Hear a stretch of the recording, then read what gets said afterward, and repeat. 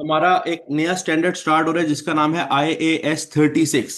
IAS 36 वो chapter है, पहली बात, जो हमारे टेस्ट के मुताबिक T2 में आता है। T2 का मतलब टेस्ट 2 में आता है। टेस्ट 1 में IAS 16, IAS 40, IAS 38, ये तीन चैप्टर्स का टेस्ट 1 है जो हमारे LMS पे आप लोगों को अवेलेबल होगा। उसको करने के बाद पहले टेस्ट दें, और ऑब्वियसली उसके आगे फिर IAS 36 जो है वो अगले T2 में आएगा। ठीक है। अगर हम इस तरह पोर्शन पोर्शन समझ के टेस्ट देते रहेंगे तो हमारी तैयारी बड़ी अच्छे तरीके से होगी। IAS 36 पे अगर हम बात करें तो IAS 36 है क्या? Impairment of asset. अच्छा, ये वर्ड से आप बहुत ज्यादा आगाह हो गए ऑलरेडी। ऑलरेडी आप लोग इस वर्ड से आगाह हो गए। क्यों? क्योंकि अक्सर जगह पे IAS 16, 40, 38 हम ये वर्ड पढ़ते रहे हैं, और मैं हर जगह बताता रहा हूं कि इम्पेयरमेंट ऑफ एसेट जो है ये हमने अगला अगला स्टैंडर्ड पढ़ना है, एक अगली बात करनी है, वहां जाके इसको खुल के पढ़ेंगे। उस वक्त मैंने कोई डिस्कशन इतनी खास नहीं की थी। हाँ, एक छोटी मोटी बात बताई थी कि जिस तरह डेप्रिसिएशन से वैल्यू डाउन जाती है, इम्पेयरमेंट भी कुछ इसी तरह की चीज है। लेकिन अब हम इसको प्रॉपरली पढ़ने वाले हैं। ये बात आपको याद है, इम्पेयरमेंट जनरली क्या होती है? डेफिनेशंस की तरफ तो जाते हैं, लेकिन उससे पहले समझते हैं इम्पेयरमेंट है क्या। देखो, इम्पेयरमेंट एक ऐसा एसेट का लॉस है, या ऐसा एसेट की फॉल इन वैल्यू है, यानी उसकी वैल्यू डाउन जाना है, जो आपके जेहन में ना हो। जैसे फॉर एग्जांपल हम डेप्रिसिएशन की बात करते हैं। अगर हम डेप्रिसिएशन की बात करें, अगर हम यहां मैं लिख रहा हूं, अगर हम डेप्रिसिएशन की बात करें तो डेप्रिसिएशन तो हमारे जहनों में होता है ना। डेप्रिसिएशन तो हमारे जहन में होता है। स्क्रीन जिसको शो नहीं हो रही, आपका इंटरनेट इशू, बाकी स्टूडेंट्स को हो रही है। आप रीज्वाइन करके देख लें, क्योंकि स्क्रीन वैसे सबको शो होनी चाहिए। बाकी स्टूडेंट सबको स्क्रीन शो हो रही है? मुझे जरा कंफर्म करो।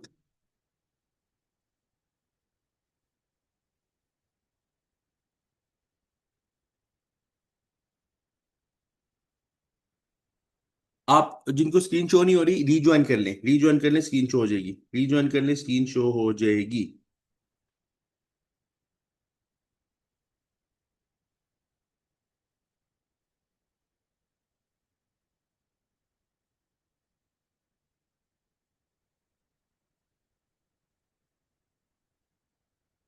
अच्छा, तो बात यह है कि जिस तरह डेप्रिसिएशन एक सिस्टमेटिक वे होता है, जिसमें हमारे जहन में होता है कि हाँ यार, ये वैल्यू डाउन जानी ही जानी है, क्योंकि आपने एक फायदा लेना है एसेट से over the life, over the useful life.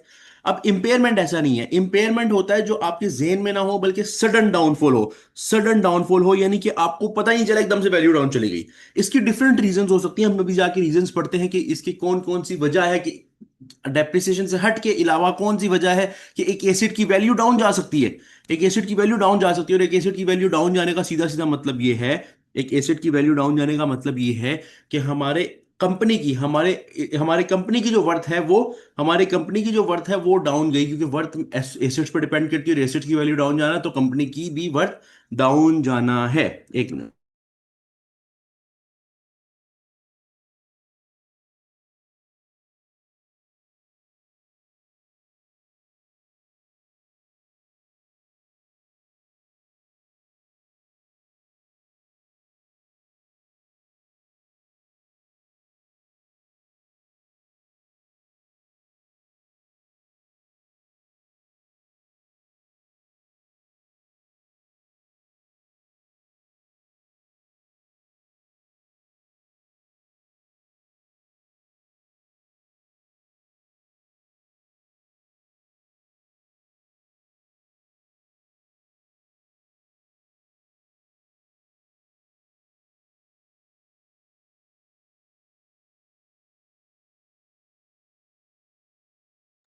तो हम बात कर रहे थे, हम बात कर रहे थे कि आपकी कंपनी की वर्थ डाउन जाती है जब कोई एसिड इंपेयर होता है, क्योंकि जब एसिड इंपेयर हो रहा है, इसका मतलब एसिड की वैल्यू डाउन जा रही है। एसिड की वैल्यू डाउन जा रही है तो एसओएफपी में एसिड डाउन। आपकी एसओएफपी बताती है कि आपकी फाइनेंशियल पोजीशन क्या है, आप तगड़े कितने हो, तो आपका तगड़ापन थोड़ा कम हो जाता है। खैर, बात करते हैं कि यहाँ पे डेफिनेशन में क्या लिखा हुआ है। डेफिनेशन में क्या लिखा हुआ है? अब देखो, डेफिनेशन में उसने उसको कैलकुलेशन वे में लिखा हुआ है, फॉर्मूला वे में लिखा हुआ है। वो लिखा हुआ है, excess of carrying value over recoverable amount. Excess of carrying value over recoverable amount. ये इस बात को समझते हैं कि ये मतलब क्या है। इस बात का मतलब इस बॉक्स में बता रहा हूं कि excess of carrying value over recoverable amount क्या है। देखो, कैरिंग वैल्यू वो वैल्यू होती है जो तुम खुद कैलकुलेट करते हो कि एसिड कितनी नेटबुक वैल्यू है। जैसे फॉर एग्जांपल, तुमने एसिड खरीदा, कॉस्ट थी उसकी 1000, और आज तक वो एक्यूमुलेटेड डेप्रिसिएशन यानी डेप्रिशिएट होके 700 का डेप्रीशिएट हो चुका हुआ है। 700 का डेप्रीशिएट हो चुका हुआ है, यानी एसेट कई सालों से चल रहा है और 700 का डेप्रीशिएट हो चुका हुआ है। ठीक है, 1000 का एसेट था, 700 डेप्रीशिएट हो चुका है। तो आज के मुताबिक तुम्हारे बिजनेस के मुताबिक कैरिंग वैल्यू होनी चाहिए 300।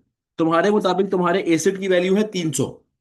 अच्छा, अब अगर फॉर एग्जांपल कैरिंग वैल्यू तुम्हारे एसेट की है 300, लेकिन 300 तुम्हें जो दिख रहा है असल में फ्यूचर में एसेट तुम्हें इतना फायदा नहीं देगा। अगर फॉर एग्जांपल ऐसा हो जाता है, 300 का मतलब यही है ना। देखो, 1000 का एसेट जब लेते हो, जब डेप्रिशिएट करते हो, तो जहन में यही होता है कि जितना फायदा हम लेते जा रहे हैं वो डेप्रिसिएशन में जाता जा रहा है। तो 700 रुपए का फायदा तुमने ले लिया, 700 रुपए का उस एसेट से फायदा तुमने ले लिया, तुम्हारे मुताबिक तो यही चीज है, चाहे डेप्रिसिएशन एक एस्टिमेट है, लेकिन तुम्हारे मुताबिक 700 का फायदा तुमने ले लिया उस एसेट से। अब तुम्हारे जहन में ये कि अभी भी हम 300 का फायदा इस एसेट से ले सकते हैं, लेकिन असल में क्या हो, असल में बैक एंड स्टोरी ये हो कि तुम उससे जो एक्चुअल फायदा ले सकते हो वो है फॉर एग्जाम्पल 180। फॉर एग्जाम्पल मैं एग्जाम्पल वैल्यू ले रहा हूं 180। ये जो एक्चुअल फायदा तुम ले सकते हो उस एसेट से, इसको बोलते हैं रिकवरेबल अमाउंट। इसको बोलते हैं रिकवरेबल अमाउंट, यानी तुम एक एसेट से जो फायदा ले सकते हो उसको बोला जाता है रिकवरेबल अमाउंट। कि असल फायदा तुम्हें ये होगा, वो उसने डेफिनेशन में क्या लिखा है कि अगर तुम्हारी कैरिंग वैल्यू तुम्हारी रिकवरेबल अमाउंट से ज्यादा हो जाए, यानी अगर तो आपके कैरिंग वैल्यू 300 है और फायदा भी 300 है, अगर फायदा भी 300 है, मैं दोबारा दोबारा सुन लो। अगर तुम्हारी कैरिंग वैल्यू 300 है और तुम्हारी रिकवरेबल वैल्यू यानी असल फायदा एक्चुअल फायदा भी 300 है, फिर तो तुम यही बोलोगे ना कि हाँ ठीक है, फिर तो ओके, हमने सही लिखा हुआ है, इतना ही फायदा होना है, यही हमने कैरिंग वैल्यू लिखी हुई है। लेकिन अगर असल फायदा एक्चुअल फायदा तुम्हें उसे 180 होना है जो कि रिकवरेबल अमाउंट है, जबकि तुमने अपने पास 300 लिखा हुआ है, तो भाई ये 120 का डिक्रीज क्या है।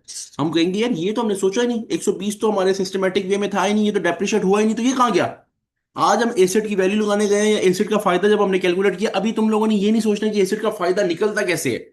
ये मेरा काम है तुम्हें समझाना कि एक्चुअल फायदा है क्या। अभी हम एक्चुअल फायदे को बहुत ज्यादा खोलेंगे, अभी हम इस रिकवरेबल अमाउंट को बहुत ज्यादा खोलेंगे, समझेंगे कि रिकवरेबल वैल्यू क्या है। लेकिन उससे पहले समझो कि कैरिंग वैल्यू जो तुमने अपने मुताबिक एसओएफपी में एक एसेट की वैल्यू लिखी हुई थी, ये सोचते हुए कि तुम्हें इतना फायदा मिलेगा, असल फायदा अगर उससे कम चला गया, इसका मतलब वो जो डिक्रीमेंट आ रहा है वैल्यू में, जो डिक्रीज आ रहा है, वो तुम्हारे जेहन में तो था ही नहीं बोला डिक्रीज, तो असल में वो क्या है, इंपेयरमेंट है। तो ये लिखा हुआ है कि excess of carrying value over recoverable amount, अगर ये किसी भी एसेट में आ जाए तो तुम कहोगे कि एसेट इंपेयर हो गया है, एसेट इंपेयर हो गया है। एसेट की इंपेयरमेंट की सबसे बड़ी वजह, सबसे बड़ी निशानी ही ये है कि अगर कैरिंग वैल्यू ज्यादा और रिकवरेबल वैल्यू कम हो जाए। अगर कैरिंग वैल्यू ज्यादा और रिकवरेबल अमाउंट कम हो जाए, रिकवरेबल अमाउंट असल फायदा, कैरिंग वैल्यू जो तुम्हारे मुताबिक फायदा है। अब जो तुम्हारे मुताबिक फायदा और जो असल फायदा कर तो सेम है, फिर हम कहेंगे इंपेयरमेंट नहीं है। फिर तो 300 का लिखा हुआ है, 300 फायदा आएगा, ओके डन करो, आगे जाने दो। लेकिन अगर 300 फायदा नहीं है, 180 फायदा जैसे एग्जांपल के मुताबिक, तो 120 कहां गया, इंपेयर हो गया। इससे हटके प्रैक्टिकली एक एसेट था, फॉर एग्जाम्पल एक एसेट था, वो तुम्हारे पास मशीनरी पड़ी हुई थी, तुम्हारे जेन में डेप्रिसिएशन थी कि ये आज तक 1000 में से 700 डेप्रिशिएट हो गया है। अब वो मशीनरी किसी तरह किसी ने कोई गलत उसकी वायरिंग कर दी, जिस वजह से उसमें थोड़ा बहुत इशू आ गया। अब ऑटोमेटिकली एकदम से डिक्रीज आएगा ना, ये प्रैक्टिकल बात बता रहा हूं। तो अब ये डिक्रीज तो तुम्हारे जेन में नहीं था, लेकिन यहां पे उसकी जो वैल्यू गिर गई, ये इंपेयरमेंट है, प्रैक्टिकल बता रहा हूं। या फॉर एग्जाम्पल और वजूहात बताता हूं। फॉर एग्जाम्पल तुम एक मशीनरी यूज कर रहे हो, अब कोई टेक्नोलॉजिकल एडवांसमेंट आई, कोई अपडेट, कोई नया मॉडल आया, पिछले की वैल्यू ऑटोमेटिकली डाउन चली गई। पिछले की वैल्यू, आप लोगों ने लाख की मशीन ली, 500 डेप्रिशिएट किया, 500 आपको था फायदा है, 500 भी फायदा रहता है जो आपने लेना है, आपने कैरिंग वैल्यू 500 लिखी हुई, लेकिन अगला मॉडल आया, पिछले की वैल्यू ठक करके उसकी नए की वैल्यू, पिछले मॉडल के नए, नया लेने जाओ तो उसकी वैल्यू पिछले मॉडल की वो 400 रुपये हो, नया उस हालत में 400 का हो, तुमने 500 का लिखा हुआ है, तो ऑब्वियसली वैल्यू डाउन चलेगी। तो बात ये है कि जो तुम्हारे जहन में डिक्रीमेंट ऑफ वैल्यू ना हो, वो बेसिकली क्या होता है, इंपेयरमेंट होता है, और जो तुम्हारे जहन में होता है वो होती है डेप्रिसिएशन।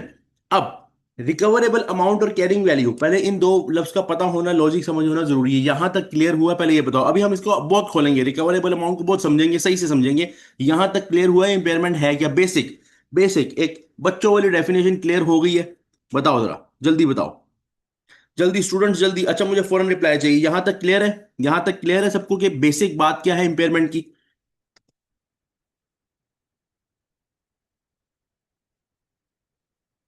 बाकी स्टूडेंट्स, बाकी स्टूडेंट्स, बाकी सब स्टूडेंट्स यार, सब स्टूडेंट्स, जल्दी।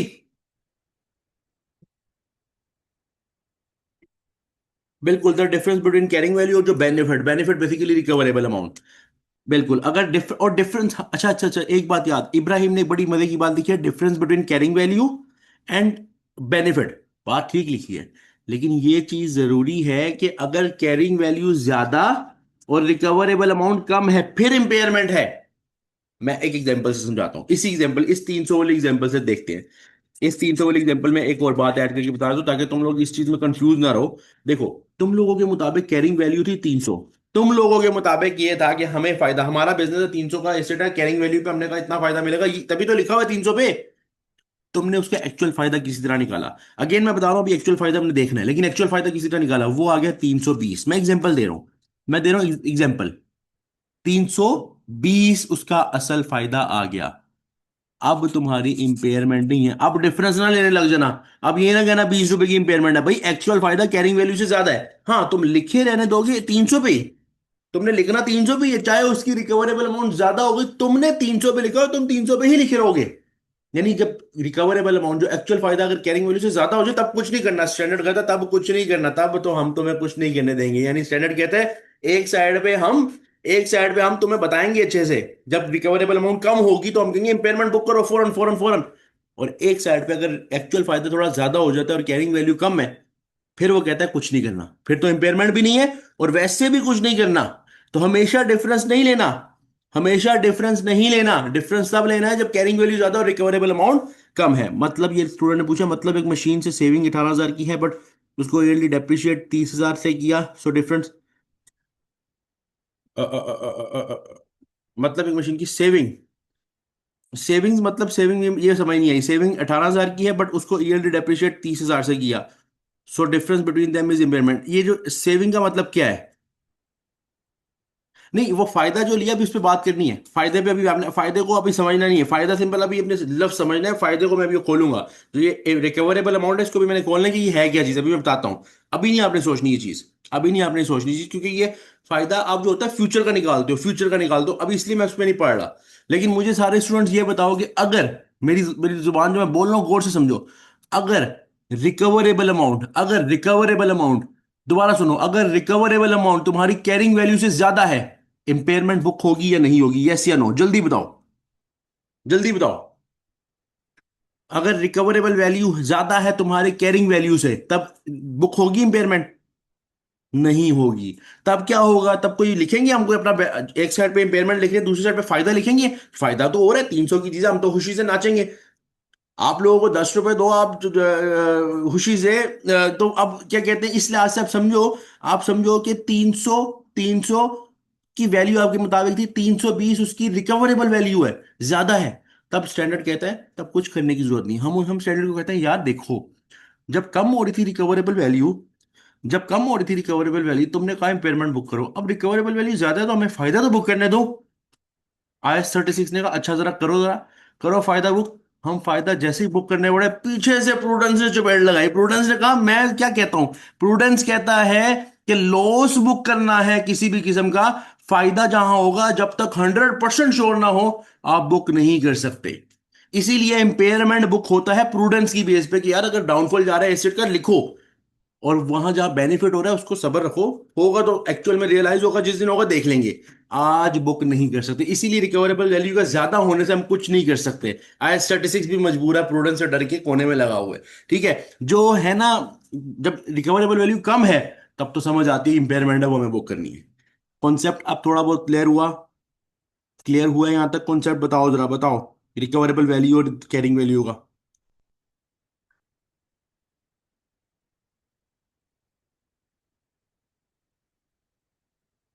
ईयर के बाद इफ, इब्राहिम ने पूछा सर बट ईयर के बाद अगर रिकवरेबल वैल्यू ज्यादा है, रिकवर वैल्यू अगर हमारी कैरिंग वैल्यू जिस पे भी लिखी है रिकवरेबल वैल्यू ज्यादा, चाहे ईयर के बाद रहे, चाहे 2 साल, चाहे 10 साल रहे, हमें फिर भी बुक नहीं करनी। हम अपनी कैरिंग वैल्यू पे चलेंगे, तब कुछ नहीं करना, रिकवरेबल वैल्यू का कुछ नहीं करना। अगर ज्यादा है, अगर कम है फिर हम कहेंगे हाँ ये जो डिफरेंस है ये इंपेयरमेंट है। ठीक है, चाहे हमें पता भी है, चाहे हमें कंफर्म भी है, लेकिन फायदा रियलाइज तो नहीं हुआ ना, पैसे तो नहीं ना आए जेब में। इसलिए कुछ नहीं करना उसका। स्टैंडर्ड कहता है कुछ भी नहीं करना उस फायदे का, प्रूडेंस कहता है कोई कोई चक्कर नहीं है। ठीक है। अच्छा, अब ये जो फायदा है जिसको मैंने तुम लोगों को बोला, ये जो फायदा है, इसको प्यार से अगर तुम बोलना चाहो तो रिकवरेबल अमाउंट भी बोल सकते हो, बल्कि रिकवरेबल अमाउंट को प्यार से बोलना चाहो तो फायदा बोल सकते हो, रिकवरेबल अमाउंट तो तुम्हें समझ नहीं है। अब तुम्हारी कैरिंग वैल्यू का, जब तुम्हारी कैरिंग वैल्यू अगर ज्यादा रिकवरेबल अमाउंट से, ये तो कंफर्म हो गया इंपेयरमेंट है। अब जो आप लोगों के सवाल जहन में आते हैं, इब्राहिम ने भी इसका का सवाल अभी पूछा है, या बाकी स्टूडेंट के जहन में, रिकवरेबल वैल्यू फायदा क्या है? फायदा क्या है? चलो अब इसको भी प्रैक्टिकल समझते हैं। इसको भी प्रैक्टिकल समझेंगे तो प्रैक्टिकल लॉजिकल समझेंगे, नहीं तो नहीं समझेंगे। ठीक है। देखो अब बात ये है, ये जो रिकवरेबल वैल्यू ये क्या है, इसके बारे में अभी बता रहा हूं। ये तो नीचे कैलकुलेशन जो भी हैं, लेकिन मैं तुम्हें जनरली अभी रिकवरेबल वैल्यू को प्रैक्टिकल बात बताने लगूं। तुम सोचो, एक एसेट से, दोबारा सोचो, एक एसेट से, जो तुम्हारे पास कोई मशीनरी, कोई फर्नीचर, कुछ भी पड़ा हुआ है, एक एसिड से तुम क्या क्या फायदे ले सकते हो? एक एसिड से क्या फायदे ले सकते हो, किस तरह फायदा ले सकते हो? तो दो ही तरीके होते हैं एसिड से फायदा लेने के, दो ही तरीके होते हैं, पूरे के पूरे दो ही तरीके होते हैं एसिड से फायदा लेने के। तीसरा तरीका कोई नहीं है। या तो तुम आज जाओ और उस एसिड को बेच दो, सेल कर दो, बेच दो। भाई बेचोगे तो पैसा हाथ में आ जाएगा ना, सिंपल। जब तुम बेचोगे तो तुमने फायदा ले लिया ना भाई तुम। ये वही बात है कि क्या कहते हैं, वो जिस तरह जेन में मेरी एक बात आई थी, जिस तरह फॉर एग्जाम्पल कोई चीज है, तुम्हारे पास कोई पुरानी चीज पड़ी हुई है, ऐसे स्क्रैप में पड़ी हुई है, तुम्हारे पास एक पुरानी चीज स्क्रैप में पड़ी हुई है, तुमने उठाई और बेच दी, तो इसका मतलब तुमने उस चीज से फायदा ले लिया, यही मतलब है ना। यानी वो चीज तुमने उस चीज में से उस चीज की रिकवरेबल अमाउंट कमा ली, तो वही तुम्हारा फायदा है। तो एक तरीका किसी भी चीज से फायदा लेने का ये होता है, या किसी भी एसेट से फायदा लेने का होता है, उसको उसको बेच दो, उसको बेच दो। अच्छा, दूसरा तरीका क्या होता है? दूसरा तरीका होता है फायदा लेने का कि उसको यूज कर लो। तो जब यूज कर रहे हो तब भी तो फायदा ले रहे हो ना यार। जब तुम यूज कर रहे हो, ये जो 300 की वैल्यू थी, एक साल और यूज करोगे तो मजीद डेप्रिशिएट होके फॉर एग्जाम्पल 200 तक आ जाएगी ना, डेप्रिसिएशन हो रही है। तो ये जो 300 से 200 तक आई है, तुमने यूज करके लेके आए हो ना, तो वो भी तो फायदा ही है। जिस तरह मैंने तुम लोगों को एसोसियाई ई को जब रियलाइज कराया था गेन, तो मैंने तुम्हें वहां पे बताया था, या अगर तुम ऐसा एसेट जिस पर रिवैल्यूएशन गेन है बेच दो, वो वाला गेन रियलाइज हो जाता है, या फिर यूज कर लो तो वो गेन भी तो रियलाइज होता है। तो जब तुम किसी चीज को यूज कर रहे हो वो चीज भी रियलाइज होती है, और जब तुम बेच रहे हो तो वो चीज भी रियलाइज होती है। सेम कॉन्सेप्ट यहां है कि रिकवरेबल वैल्यू यानी एक्चुअल फायदा, या तो तुम सेल करके ले सकते हो या उस चीज को यूज करके ले सकते हो। अब उस्ताद जी, बात यह है कि सेल करके तो हमें वैल्यू पता चल सकती है कि कितना फायदा है। मेरे पास ये एसेट 300 का पड़ा हुआ है, मेरे पास ये एसेट 300 का पड़ा हुआ है, मैं मार्केट में बेचने गया, मार्केट में रेट लगा 350, तो मुझे पता चल गया हाँ यार रिकवरेबल वैल्यू ज्यादा है, पता चल गई ना वैल्यू। लेकिन यूज की वैल्यू कैसे पता करनी है, ये भी हमें देखना है। वैल्यू देखनी है कि यूज अगर करें तो फिर क्या वैल्यू है। तो असल में रिकवरेबल वैल्यू क्या है कि आपने देखना है कि सेल करके कितना फायदा हो रहा है और यूज करके कितनी वैल्यू का फायदा हो रहा है। अब दोनों में से आपने लेना है हायर ऑफ, दोनों में से आपने लेना है हायर ऑफ। हायर ऑफ क्यों लेना है? क्योंकि आपने जब रिकवरेबल अमाउंट निकालनी है किसी एसेट की, तो ये देखना है कि हमें इस चीज से मैक्सिमम फायदा कितना है, हमें इस चीज का मैक्सिमम फायदा कितना। तो मैक्सिमम फायदा, अगर आपके पास दो ऑप्शन है, दो फायदे हैं, तो दोनों में से बड़े वाली वैल्यू देखोगे ना कि मैक्सिमम फायदा निकालना है जो। क्योंकि हमें उस रिकवरेबल वैल्यू को करना क्या है, उस कैरिंग वैल्यू से कंपेयर करना है। रिकवरेबल अमाउंट एक्चुअल फायदा है, जो कैरिंग वैल्यू है ना जो हमने लिखी है, उसको रिकवरेबल वैल्यू से मैच करोगे तभी इंपेयरमेंट का पता चलेगा ना। तुम लोगों ने बैक एंड स्टोरी ये वाली नहीं भूलनी पूरे टॉपिक में। जेन में तुम्हारे बैक एंड पे यही हो कि हमारा ताल्लुक रिकवरेबल अमाउंट को कैरिंग वैल्यू से मैच करना है। अगर रिकवरेबल वैल्यू हो गई कम, कैरिंग वैल्यू ज्यादा, इंपेयरमेंट है। अब रिकवरेबल वैल्यू के अंदर जाके मैं तुम्हें दूसरी बात बता रहा हूं कि रिकवरेबल वैल्यू ये होती है जो एक्चुअल फायदा होता है। एक्चुअल फायदा दो तरीकों से आता है, या तो तुम बेच के फायदा ले सकते हो या तुम यूज करके ले सकते हो। तो दोनों में से दोनों का फायदा कैलकुलेट करते हो और देखते हो दोनों का फायदा कैलकुलेट करते हो और देखते हो कि हमें इनमें से हायर ऑफ ज्यादा कौन सा है, तभी रिकवरेबल वैल्यू को आप लेते हो हायर ऑफ।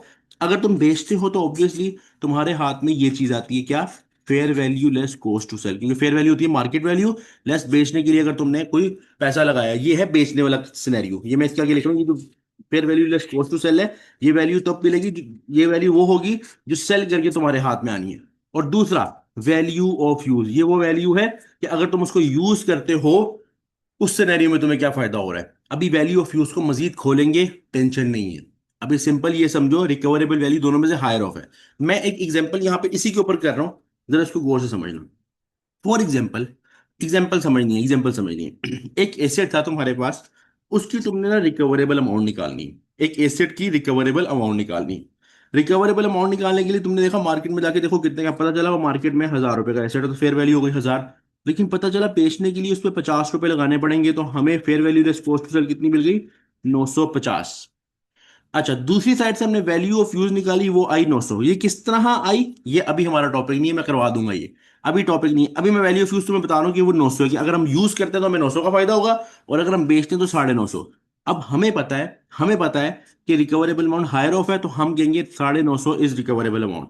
हमारे पास ये 950 रिकवरेबल अमाउंट निकल आई।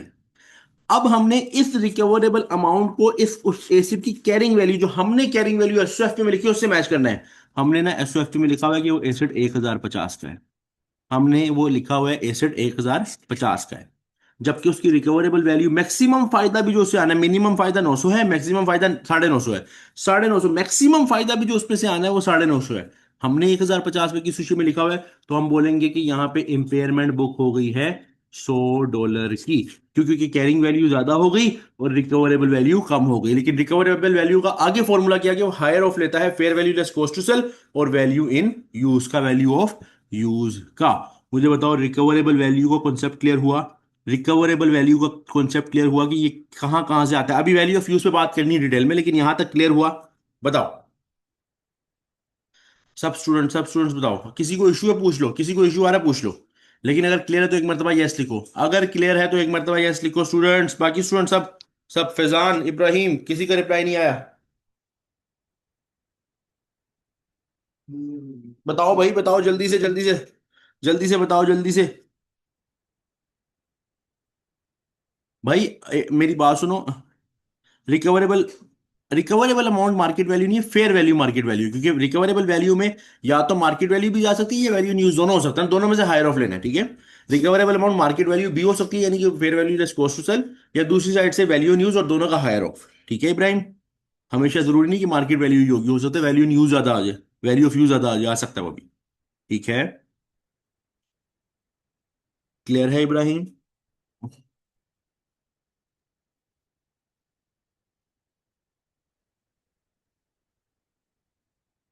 एनआरवी वाला कॉन्सेप्ट, एनआरवी वाला कॉन्सेप्ट एक एक चीज है, एनआरवी रिलेटेड भी बात यहाँ पे होती है। कॉस्ट टू सेल वाला बिल्कुल ऐसा ही है, एनआरवी वाला कॉन्सेप्ट ही है कि सेलिंग प्राइस माइनस वो, एनआरवी वाला कॉन्सेप्ट ही है, बिल्कुल ऐसा ही है, बिल्कुल ऐसा ही है। आगे हम टर्मिनोलॉजीज जब हम क्वेश्चंस करेंगे तो एनआरवी का वर्ड, बेसिकली इसको एनआरवी भी बोलते हैं ना, fair value less cost to sell. अगर एनआरवी बोलती है तो इसका मतलब यही है कि fair value less cost to sell, ठीक है। बिल्कुल वैसा ही है, वही है, ठीक है। गुड। अच्छा, अब यहां पे मैंने इसके आगे कुछ टर्मिनोलॉजीज लिखी है ताकि हम fair value less cost to sell और वैल्यू इन यूज को थोड़ा सा समझ सकें। ये मैंने लिखा हुआ है, इसको मैं थोड़ा सा ना नीट कर दूं ताकि हम चीजों को अच्छे तरीके से समझ सकें।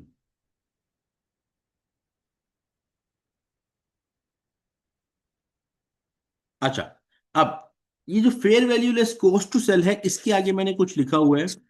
Fair value less cost to sell क्या है? या तो बाइंडिंग एग्रीमेंट या फिर मार्केट वैल्यू। ये आपका लिंक इससे कोई चीज नहीं, थ्योरेटिकल बात है। या तो फेयर वैल्यू प्लस कॉस्ट क्या होती है कि जो market value taken from active market, market value taken from active market, मतलब आपने अपने कोई उसी एसेट की मार्केट में गए, रेट लगवाया, पता चला ये 950 का है या 900 का या 1,000 का है, तो ये fair value less cost, fair value है, ठीक है। Fair value less cost to sell, या तो मार्केट वैल्यू जाके देखते हो, या बाइंडिंग एग्रीमेंट का मतलब ये आपकी किताब में वर्ड लिखा है बाइंडिंग एग्रीमेंट। कभी कभार आपने किसी से ऑलरेडी एग्रीमेंट कर लिया होता है, जैसे फॉर एग्जाम्पल मेरे पास एक मोबाइल है।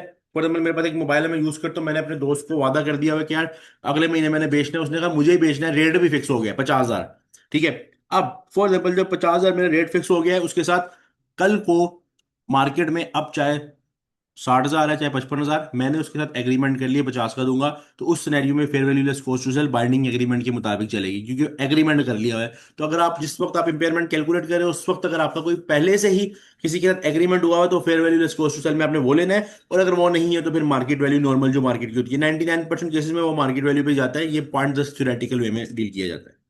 दूसरी साइड पे ये हो गया fair value less cost to sell. दूसरी साइड पे वैल्यू ऑफ यूज क्या है, वैल्यू ऑफ यूज कैसे कैलकुलेट करना है, ये तो मार्केट वैल्यू तो बड़ी गेम नहीं है, ये तो हम कर लेंगे, ये तो हमारा मुश्किल आई नहीं, सवाल में दी होगी मार्केट वैल्यू, ये हम देख लेंगे। वैल्यू ऑफ यूज क्या होता है, estimated future cash flows and discounting them. ये बात समझना जरूरी है, वैल्यू ऑफ यूज बात समझना जरूरी है। वो कह रहा है वैल्यू ऑफ यूज ऐसे निकलेगी कि जितने इस एसेट की वजह से कल को फायदे होने हैं, जितना कैश फ्लो इस एसेट की वजह से आना है, उसका जो एस्टिमेट है, एस्टिमेटेड कैश फ्लो है, उन तमाम की प्रेजेंट वैल्यू लेके आज देख लो। मैं एक एग्जांपल, एक छोटी सी एग्जांपल से आप लोगों को ये चीज समझाता हूँ, ताकि ये चीज क्लियर हो आप लोगों को कि ये मैंने बात की क्या है, ये मैंने बात की क्या है, मैं इस चीज को समझा रहा हूँ। ये देखो, फॉर एग्जांपल एक एसेट हमारे पास था, जस्ट समझाने के लिए बता रहा हूँ, अभी तो प्रॉपर कैलकुलेशन है कि वहां पे क्वेश्चन भी करेंगे। एक एसेट हमारे पास था, पता चला कि वो एसेट हम यूज कर रहे हैं, और वो यूज करते हुए हमें जो कैश फ्लो आएगा, 3 सालों के लिए कैश फ्लो आना है 1000, ईयर 1 में आएगा, उसकी वजह से मैं एग्जांपल ले रहा हूँ। 1000 ईयर 2 में आएगा, 1000 ईयर 3 में आएगा। हमारा ये है कि हमने बेचना नहीं है, हम निकाल रहे हैं वैल्यू ऑफ यूज। तो यूज करके इस एसेट की वजह से पहले साल भी 1000 आएगा, दूसरे भी 1000, तीसरे भी 1000। हम सबकी प्रेजेंट वैल्यू लेंगे, यानी कि 1 + r⁻⁻n करेंगे, और जो भी प्रेजेंट वैल्यू का सम आ रहा होगा, वो हमारी वैल्यू ऑफ यूज होगी। यानी कल को एसेट से जो कैश जनरेट होना है, एसेट की वजह से जो पैसा बिजनेस के अंदर आना है, इकोनॉमिक बेनिफिट आना है, उन फ्यूचर कैश फ्लोज की आज प्रेजेंट वैल्यू ले लो। असल में ये होता है वैल्यू ऑफ यूज। वो ये जो मैंने 900 निकाली थी एग्जांपल के मुताबिक, ये इसी तरह बैक एंड कॉन्सेप्ट यही था कि असल में जो फ्यूचर में कैश फ्लोज आने हैं, उनकी प्रेजेंट वैल्यू ली, वो आ गया वैल्यू ऑफ यूज। उसको फिर मैच किया fair value less cost to sell से, जो हायर ऑफ है वो हो गया रिकवरेबल अमाउंट, और फिर जो कैरिंग वैल्यू नॉर्मल थी एसेट की, उसको रिकवरेबल अमाउंट से मैच किया, ये देखने के लिए कि इंपेयरमेंट है या नहीं है। बताओ, इन दोनों की बात समझ आइए, ये fair value less cost to sell वाली, ये बाइंडिंग एग्रीमेंट भी हो सकता है, ये मार्केट वैल्यू। और वैल्यू ऑफ यूज ये होता है कि फ्यूचर में जो इसकी वजह से कैश फ्लो आने हैं, उसकी प्रेजेंट वैल्यू। यहां तक क्लियर है?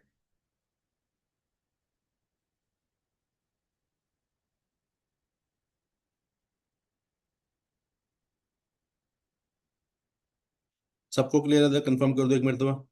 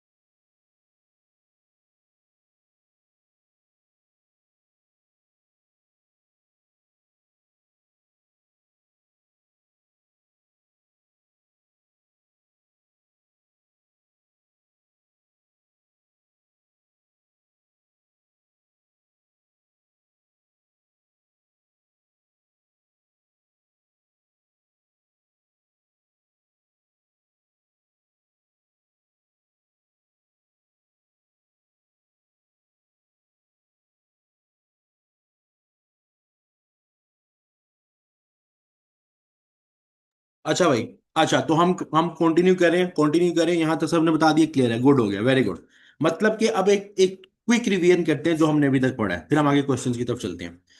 इंपेयरमेंट ये होता है कि अगर आपकी रिकवरेबल वैल्यू, आपकी इस कैरिंग वैल्यू जो आपने सोचा हुआ है, उससे कम हो। ज्यादा हो तो वो प्रूडेंस कहता है कोई फायदा लिखने की जरूरत नहीं, कम है तो हम कहते हैं यार ये तो इंपेयरमेंट है। ये जो रिकवरेबल वैल्यू है, रिकवरेबल वैल्यू, अब इसमें रिकवरेबल वैल्यू का ये सिनेरियो कि इसमें दो दो चीजें हैं। या तो रिकवरेबल अमाउंट जो है या वैल्यू जो है, या तो आप रिकवर कर सकते हो बेच के या यूज करके। बेच के देखना है तो fair value less cost to sell देख लो, यूज करके देखना है कितना फायदा होगा तो वैल्यू ऑफ यूज देख लो। IS 36 कहता है इन दोनों में से हायर ऑफ लो, हायर ऑफ को रिकवरेबल वैल्यू कंसीडर करो, उस रिकवरेबल वैल्यू को मैच करो कैरिंग वैल्यू के साथ, अगर रिकवरेबल वैल्यू कम है तो ठीक है, इंपेयरमेंट है। फिर हमने कहा fair value less cost to sell क्या होता है, कोई भी मार्केट वैल्यू जो होगी उस एसेट की है, या फिर अगर आपने कोई पहले एग्रीमेंट आपका किसी के साथ हुआ हुआ है तो वो fair value less cost to sell है। और वैल्यू ऑफ यूज ये है कि जो उस एसेट को यूज करके कल को कैश फ्लो जनरेट होना है, इनफ्लो आना है, उस इनफ्लो की प्रेजेंट वैल्यू आज ले ली जाए तो वैल्यू ऑफ यूज है। अच्छा, यहाँ पे एक पॉइंट मैंने लिखा हुआ है कि डोंट, ये बात मैंने पहले बता दी है लेकिन यहाँ दोबारा लिखी है कि don't mix depreciation and impairment. क्योंकि डेप्रिसिएशन एक सिस्टमेटिक वे है, डेप्रिसिएशन आपके जहन में होता है एक सिस्टमेटिक वे में, आप कैलकुलेशन करते हो, पहले एस्टिमेट निकालते हो और उसके मुताबिक वैल्यू डाउन कर रहे होते हो, वो सिस्टमेटिक वे है। इंपेयरमेंट ये नहीं है, इंपेयरमेंट होता है sudden fall in the value, यानी आपके जहन में नहीं था और आपकी वैल्यू डाउन चली गई, आपकी वैल्यू डाउन चली गई, आपके एसेट की वैल्यू डाउन चली गई, तो वो होता है इंपेयरमेंट। तो इन दोनों में फर्क है, इनको मिक्स नहीं करना कहीं पे भी, किसी सूरत में डेप्रिसिएशन और इंपेयरमेंट मिक्स नहीं हो सकता। अच्छा, अब यहां पे एक क्वेश्चन है, यहां पे एक क्वेश्चन है, ये लिखा हुआ है क्वेश्चन, वो ये क्या लिखा हुआ है, ए बी और सी तीन एसेट्स है, कैरिंग अमाउंट दी हुई है सबकी 100, 150, 120। अच्छा, नेट रियलाइजेबल वैल्यू दी हुई है, नेट रियलाइजेबल वैल्यू का मतलब ये है fair value less cost to sell, fair value less cost to sell, fair value less cost to sell, ये जो होती है नेट रियलाइजेबल वैल्यू, ये क्या होती है, fair value less cost to sell. अच्छा, अभी जो fair value less cost to sell है ये देखेंगे, और दूसरा लिखा नीचे दिया वैल्यू इन यूज, उसने ऑलरेडी आपको वैल्यू इन यूज दे दी है, तो हमारे लिए जरूरी है कि जो fair value less cost to sell और नेट वैल्यू इन यूज है, इनमें से पहले हम रिकवरेबल वैल्यू निकालें, क्योंकि इसी रिकवरेबल वैल्यू को हमें मैच करना है इस कैरिंग वैल्यू के साथ। तो अगर हम देखें, हमें पता है कि इन दोनों में से ये सीन होता है कि इनका हायर ऑफ होना जरूरी है, इनको हायर ऑफ यानी NRV और वैल्यू ऑफ यूज यानी fair value less cost to sell, और इन दोनों को जब हायर ऑफ लेंगे तो हमारे पास रिकवरेबल वैल्यू, रिकवरेबल अमाउंट यहां से आएगी। अगर हम एसिड ए की बात करें तो हमारी ज्यादा वैल्यू वैल्यू है 120, एसिड बी की बात करें तो ज्यादा वैल्यू वैल्यू है 130 वैल्यू न्यूज, और यहाँ पे 100।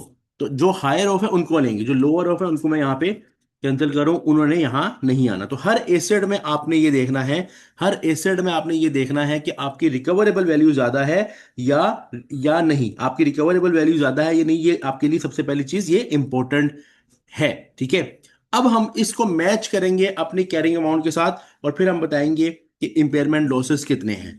अब अगर आप देखो रिकवरेबल वैल्यू, एसेट ए की रिकवरेबल वैल्यू 120 और एसेट ए की जो कैरिंग वैल्यू हुआ 100, मुझे बताओ क्या एसेट ए इंपेयर हुआ, यस या नो? क्या एसेट ए इंपेयर हुआ, यस या नो? बताओ, एसेट ए इंपेयर हुआ, यस या नो?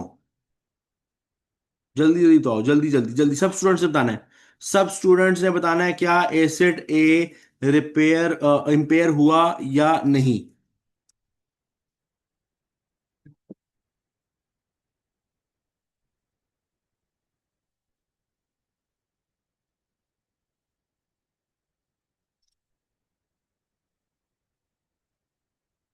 सबने कहा नहीं नहीं नहीं नहीं नहीं, बिल्कुल ठीक है, बिल्कुल ठीक हो गया, बिल्कुल ठीक हो गया। यहाँ पे हमारा लॉस नहीं बल्कि गेन है, और गेन को तो हमने शो करना ही नहीं है, गेन इसको बोलना भी नहीं है ना ही शो करना है, लेकिन ये पता है कि एसिड ए इंपेयर नहीं हुआ, एसिड ए इंपेयर नहीं हुआ। अच्छा, उसके बाद अगर हम देखें बी, बी में हमारी कैरिंग वैल्यू है 150 और रिकवरेबल अमाउंट है 130। बताओ कितने की इंपेयरमेंट है बी पे, कितने की इंपेयरमेंट, इंपेयरमेंट है या नहीं है? बताओ बी पे इंपेयरमेंट है या नहीं है, बी पे इंपेयरमेंट है या नहीं है, बी पे इंपेयरमेंट है या नहीं? जल्दी बताओ भाई, जल्दी जल्दी जल्दी, टाइम नहीं है, टाइम नहीं है। 20 की यहाँ पे इंपेयरमेंट है, 20 की यहाँ पे इंपेयरमेंट, क्योंकि आपको उससे फायदा 130 का हो रहा है, आपने 150 पे की सूची में लिखा हुआ है। IS 36 कहता है पुत्र हम तुम्हें नहीं छोड़ेंगे, हम तुमको नहीं छोड़ेंगे। 120, अच्छा यहाँ देखो 120 की कैरिंग वैल्यू है और 100 रिकवरेबल वैल्यू है, अगेन यहाँ पे भी 20 का हमें हुआ, यहाँ पे भी हमें 20 का हुआ। तो अगर आप देखो तो सबसे पहले उसने ये पूछा हुआ कि एसेट ए बी और सी की रिकवरेबल अमाउंट चाहिए, वो हमने बता दी 120, ये देखो 120 इसकी थी रिकवरेबल वैल्यू, 130 इसकी है और 1 लाख इसकी है। और इम्पेयरमेंट देखा जाए तो पहले पे नील है, बिल्कुल ठीक है, दूसरे पे भी 20,000 है और तीसरे पे भी 20,000 की है। बताओ यहां तक कॉन्सेप्ट सबको क्लियर हो गया? यहां तक कोई क्वेश्चन है तो पूछ लो, यहां तक कोई क्वेश्चन है तो पूछ लो, यहां तक कोई क्वेश्चन है तो पूछ लो।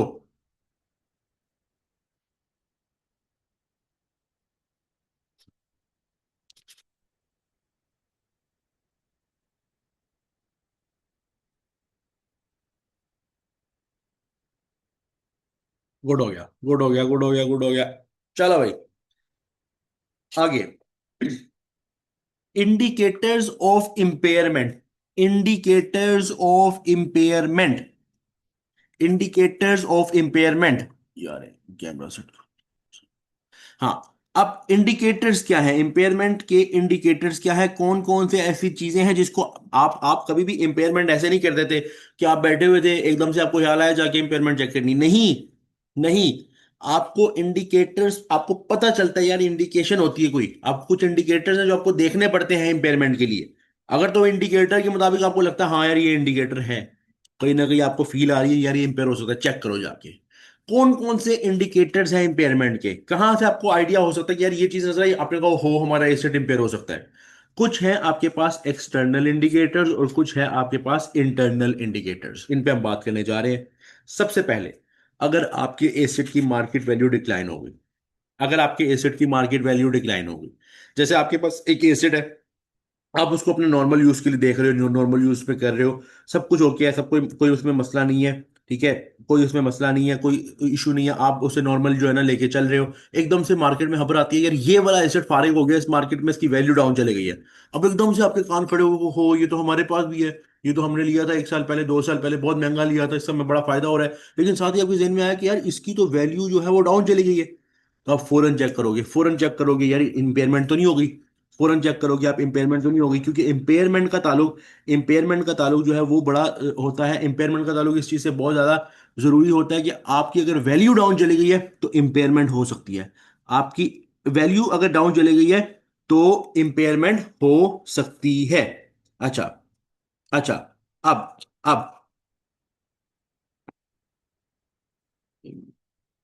अब बात यह है, दूसरा point, change in technology, change in technology, government, legal issues, ये सारी चीजें मैटर करती हैं। एक एक करके सबको डिस्कस करते हैं, एक एक करके सबको डिस्कस करते हैं, एक एक करके सबको देखते हैं। देखो, सबसे पहले टेक्नोलॉजी पे बात करते हैं, सबसे पहले टेक्नोलॉजी पे बात करते हैं। देखो, जो एसिड्स टेक्नोलॉजिकल बेस्ड होते हैं, जो एसिड टेक्नोलॉजी बेस्ड होते हैं, ठीक है, अब टेक्नोलॉजी बेस्ड जो हैं, टेक्नोलॉजी बेस्ड जो होते हैं वो उनका ये सिनेरियो होता है, उनका ये सीन होता है कि जैसे टेक्नोलॉजी अपडेट हुई, जैसे ही टेक्नोलॉजी अपडेट हुई, ठीक है, जैसे ही टेक्नोलॉजी अपडेट हुई, फौरन पिछले वाले मॉडल की वैल्यू डाउन चलेगी। तो टेक्नोलॉजिकल एडवांसमेंट की वजह से आपके एसिड की वैल्यू डाउन जा सकती है, ये भी एक एक्सटर्नल इंडिकेटर है। अब टेक्नोलॉजी अपडेट हुई, आपने कहा हो मेरा मॉडल तो पुराना था, एक दफा देख लो, फेयर वैल्यू देख लो, फेयर वैल्यू लेस कॉस्ट देख लो, रिकवरेबल अमाउंट कम तो नहीं होगी कैरिंग वैल्यू से, अगर कम है तो वो ये मैं। अच्छा, इंडिकेटर्स को ये नहीं समझना कि कहीं अगर लिखा है indicators are the confirmation of impairment, नहीं नहीं नहीं नहीं, ये जस्ट इंडिकेटर है, इसके बाद आप चेक करते हो कि इम्पेयर तो नहीं होगा, ये नहीं, कंफर्मेशन नहीं है। हो सकता है मार्केट वैल्यू डिक्लाइन हुई हो, आपने जाके चेक किया हो, लेकिन स्टिल आपकी कैरिंग वैल्यू रिकवरेबल वैल्यू से कम हो, ऐसा पॉसिबल है, ठीक है। अच्छा, गवर्नमेंट जब चेंज होती है, देखो जब गवर्नमेंट चेंज होती है इकोनॉमिक फैक्टर्स ऊपर नीचे होते हैं, जब इकोनॉमिक फैक्टर्स ऊपर नीचे होते हैं डिफरेंट चीज के रेट्स ऊपर नीचे होते हैं, जैसे फॉर एग्जाम्पल बजरी का रेट है, जैसे रेत का रेट है, कंस्ट्रक्शन कंपनी के हिसाब से ईंट का रेट है, इन सारी चीजों का, सीमेंट का रेट है, तो अब ये रेट्स ऊपर नीचे होते हैं। अब आपके पास वो चीज है, आप कंस्ट्रक्शन कंपनी हो तो आप मैच करोगे अपनी market value, fair value less cost to sell अपने कैरिंग वैल्यू के साथ। तो चेंज इन गवर्नमेंट या चेंज इन लॉ, कोई लॉ ऐसा आ गया, कोई लीगल फैक्टर ऐसे आ गए जिसमें से वैल्यूज ऊपर नीचे हुई, तो इस तरह के कोई भी फैक्टर्स आ रहे हैं जिससे आपको लगता है कि आपका एसेट इफेक्ट हो सकता है, उसकी वैल्यू ऊपर नीचे हो सकती है, तो वो इंडिकेटर होता है। इसी तरह एक पॉइंट मैंने लिखा हुआ है, interest rates increased, interest rates increased. अच्छा, अब इंटरेस्ट रेट्स इंक्रीज्ड का क्या मतलब है, यहां पे इसकी वजह से कैसे आप कह सकते हो कि इंपेयरमेंट हो सकती है, ये इंडिकेटर कैसे है। देखो, अभी मैंने तुम लोगों को थोड़ी देर पहले बताया था कि रिकवरेबल वैल्यू या तो fair value less cost to sell से होता है, या फिर वैल्यू ऑफ यूज आप देखते हो, ऐसे ही है। वैल्यू ऑफ यूज में मैंने तुम्हें अभी एक बात बताई थी, वैल्यू ऑफ यूज में मैंने तुम्हें अभी एक बात बताई थी कि फ्यूचर में जो कैश फ्लो आने हैं, जैसे ईयर 1 में 1,000 आना है, ईयर 2 में 1,000 आना है, ईयर 3 में 1,000 आना है। अब तुम यहां पे मल्टीप्लाई करके प्रेजेंट वैल्यू निकालते हो, 1 प्लस रेट फॉर एग्जाम्पल चल रहा है 10%, रेस पर -1, 1 प्लस रेट अगेन 10%, रेस पर -2, 1 प्लस अगेन रेट 10 × -3। ऐसे ही कैलकुलेट करोगे ना फ्यूचर कैश फ्लोज की प्रेजेंट वैल्यू। तुम लोगों ने प्रेजेंट वैल्यूज निकाल ली और प्रेजेंट वैल्यूज का टोटल लेके तुमने बोला ये वैल्यू ऑफ यूज है, तुम लोगों ने बोला ये वैल्यू ऑफ यूज है, ठीक है। अब जरा गौर से समझना, अब जरा गौर से समझना। आपको पता है अगर ये रेट 10 से 15 पे चले जाएगा ना, अगर ये रेट 10 से 15% पे चला गया ना, ऑटोमेटिकली आपकी वैल्यू यहां पे कम हो जाएगी, क्योंकि जितना रेट ज्यादा होता है उतनी प्रेजेंट वैल्यू कम आती है। जितना रेट ज्यादा होता है, जितना रेट ज्यादा होता है उतनी प्रेजेंट वैल्यू कम होती है, ये आपस में इन्वर्सली प्रोपोर्शनल होते हैं। जितना रेट बढ़ेगा प्रेजेंट वैल्यू कम होगी। अब जब तुमने इसको 10 की जगह 15 कर दिया तो यहां जो वैल्यू है वो कम हो जाएगी। जब वैल्यू ऑफ यूज कम हो जाएगी तो ये डर है कि तुम्हारी इंपेयरमेंट हो सकती है, क्योंकि तुमने कैरिंग वैल्यू तो अपनी जितनी भी लिखी उतनी लिखी हुई है, लेकिन यहां से वैल्यू ऑफ यूज कम हो गई अगर। हाँ वो एक अलग बात है कि fair value of less cost ज्यादा अगर उससे भी ज्यादा है तो फेयर वैल्यू लेस कॉस्ट उससे ज्यादा तो हम तो उसे उसी को कंसीडर करेंगे ना, हायर ऑफ को, क्योंकि हम रिकवरेबल अमाउंट में हायर ऑफ को कंसीडर करते हैं। लेकिन मैं अगेन बता रहा हूँ ये वन ऑफ द इंडिकेटर्स है। एक मतलब आप देख लेते हो कि यार कहीं ज्यादा मसला तो नहीं हो रहा, कैरिंग वैल्यू से रिकवरेबल वैल्यू कम तो नहीं हो गई, रिकवरेबल वैल्यू या अमाउंट कम हो गई तो इंपेयरमेंट हो सकती है। तो इंटरेस्ट रेट के बढ़ने से भी वैल्यू ऑफ यूज कम होती है, वो भी एक इंडिकेटर है, एक्सटर्नल इंडिकेटर है इंपेयरमेंट का। यहाँ पे मेरे पास एक क्वेश्चन है sir, technology can be Samsung का S7 लेंस में ब्लास्ट हो रहा था तो value sudden drop, government can be.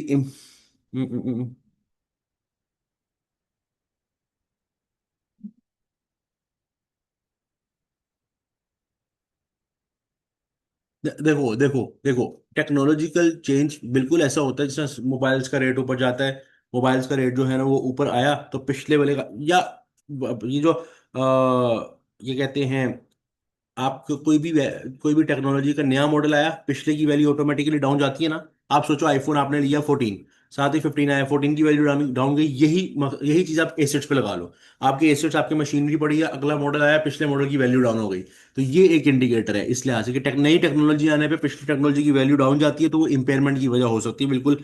जिस तरह हमारे फोन वगैरह होते हैं उसके अंदर कोई ऐसा इशू आता है, कोई ऐसा इशू आ गया कि मतलब आपको लगता है कि ये जन नॉर्मल नहीं है, तो आप आपके जैसे एसेट्स की जो भी कोई कोई भी मसला आया जो मार्केट में मशहूर हो गया कि यार इसमें ये चीज़ ऑटोमेटिकली इशू आता है, तो मार्केट में उस चीज़ की वैल्यू भी डाउन चली जाती है। और टेक्नोलॉजिकल एडवांसमेंट एक अलग पॉइंट है, और ये अलग, ये एक इमरजेंसी सिचुएशन में कोई ऐसा कुछ हो गया जिस वजह से वैल्यू मार्केट में उसका डर पड़ गया, उसकी वैल्यू वैसी गिर गई, तो ये भी एक इंडिकेटर है। मतलब इंडिकेटर्स डिफरेंट हो सकते हैं, मार्केट में उसका नाम खराब हो गया, मार्केट में उसकी वैल्यू डाउन चली गई, टेक्नोलॉजी एडवांसमेंट आ गई, कोई लो ऐसा आ गया, कोई गलती ऐसी हो गई कंपनी से, कुछ भी फर्क पड़े जिसकी वजह से आपको शक पड़े उसकी वैल्यू डाउन जा रही है, एक मरतबा फिर आपको आपको जेन में रखना चाहिए कि इंपेयरमेंट हो सकती है, और इंपेयरमेंट वहां पे आपको चेक करनी होती है। अगर इंपेयरमेंट हो तो बुक कर लो, नहीं है तो ओके जाने दो, ठीक है। इंडिकेटर्स में ये आएगा, बिल्कुल आएगा। क्लियर है यहां तक?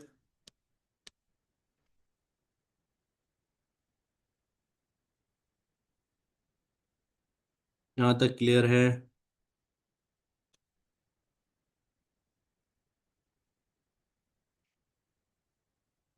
एक दफा कंफर्म कर दो स्टूडेंट्स, एक दफा कंफर्म कर दो यहां तक क्लियर है सारे स्टूडेंट्स।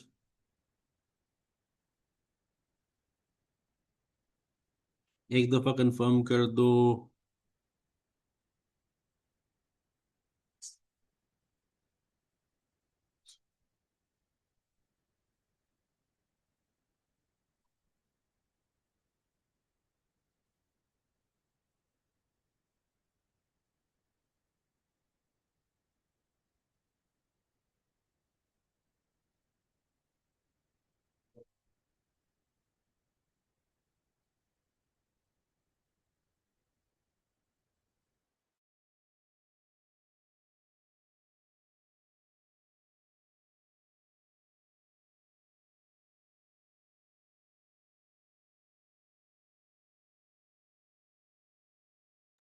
एक मिनट में कंटिन्यू करते हैं स्टूडेंट्स।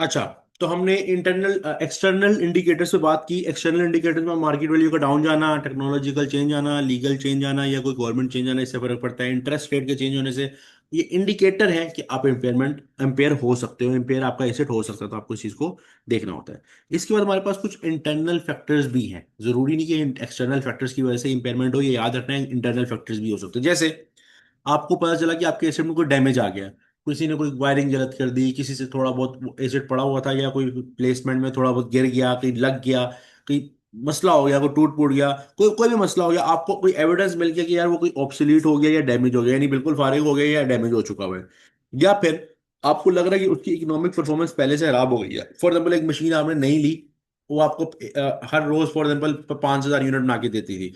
ऐसे ऐसे आपने नोटिस किया कि यार ये अब जो है हम इसे 4,000 यूनिट बनाते हैं, उसके बाद मशीन काम करना छोड़ देती है, या उससे जो है ना 3 साढ़े 3 हजार यूनिट बनता है, उसके बाद वो टाइम ज्यादा लेती है यूनिट बनाने में, तो 3 साढ़े 3 हजार यूनिट एक दिन में बन सकते हैं। तो आपके जहन में आया यार इसकी तो परफॉर्मेंस थोड़ी डाउन जा रही है। अब जब यूनिट्स कम बनाएगी, सेल कम होगी, इकोनॉमिक बेनिफिट कम होगा, पैसे कम आएंगे, तो आपने देखा यार इससे बेनिफिट कम आ रहा है, तो उसका वैल्यू ऑफ यूज कम हो गया, क्योंकि आपको ऑब्वियसली वहां से इकोनॉमिक बेनिफिट नजर नहीं आ रहा है या कम नजर आ रहा है। तो डैमेज भी इसकी एक रीजन हो सकती है, इकोनॉमिक परफॉर्मेंस इसकी रीजन हो सकती है, कि दोनों ये ऐसे इशू हैं जो कि इंडिकेटर हैं, इंटरनल इंडिकेटर हैं एक इंपेयरमेंट के। इंटरनल इंडिकेटर का मतलब ये है कि ऐसे इंडिकेटर जो आपके बिजनेस के अंदर एग्जिस्ट करें, आपके बिजनेस के अंदर एग्जिस्ट करें। यहां तक क्लियर है?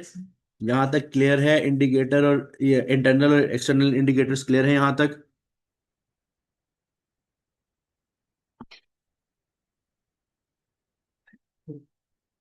यहां तक क्लियर है? इंटरनल और एक्सटर्नल इंडिकेटर्स क्लियर है? जरा कंफर्म कर दो, कंफर्म कर दो यहां तक।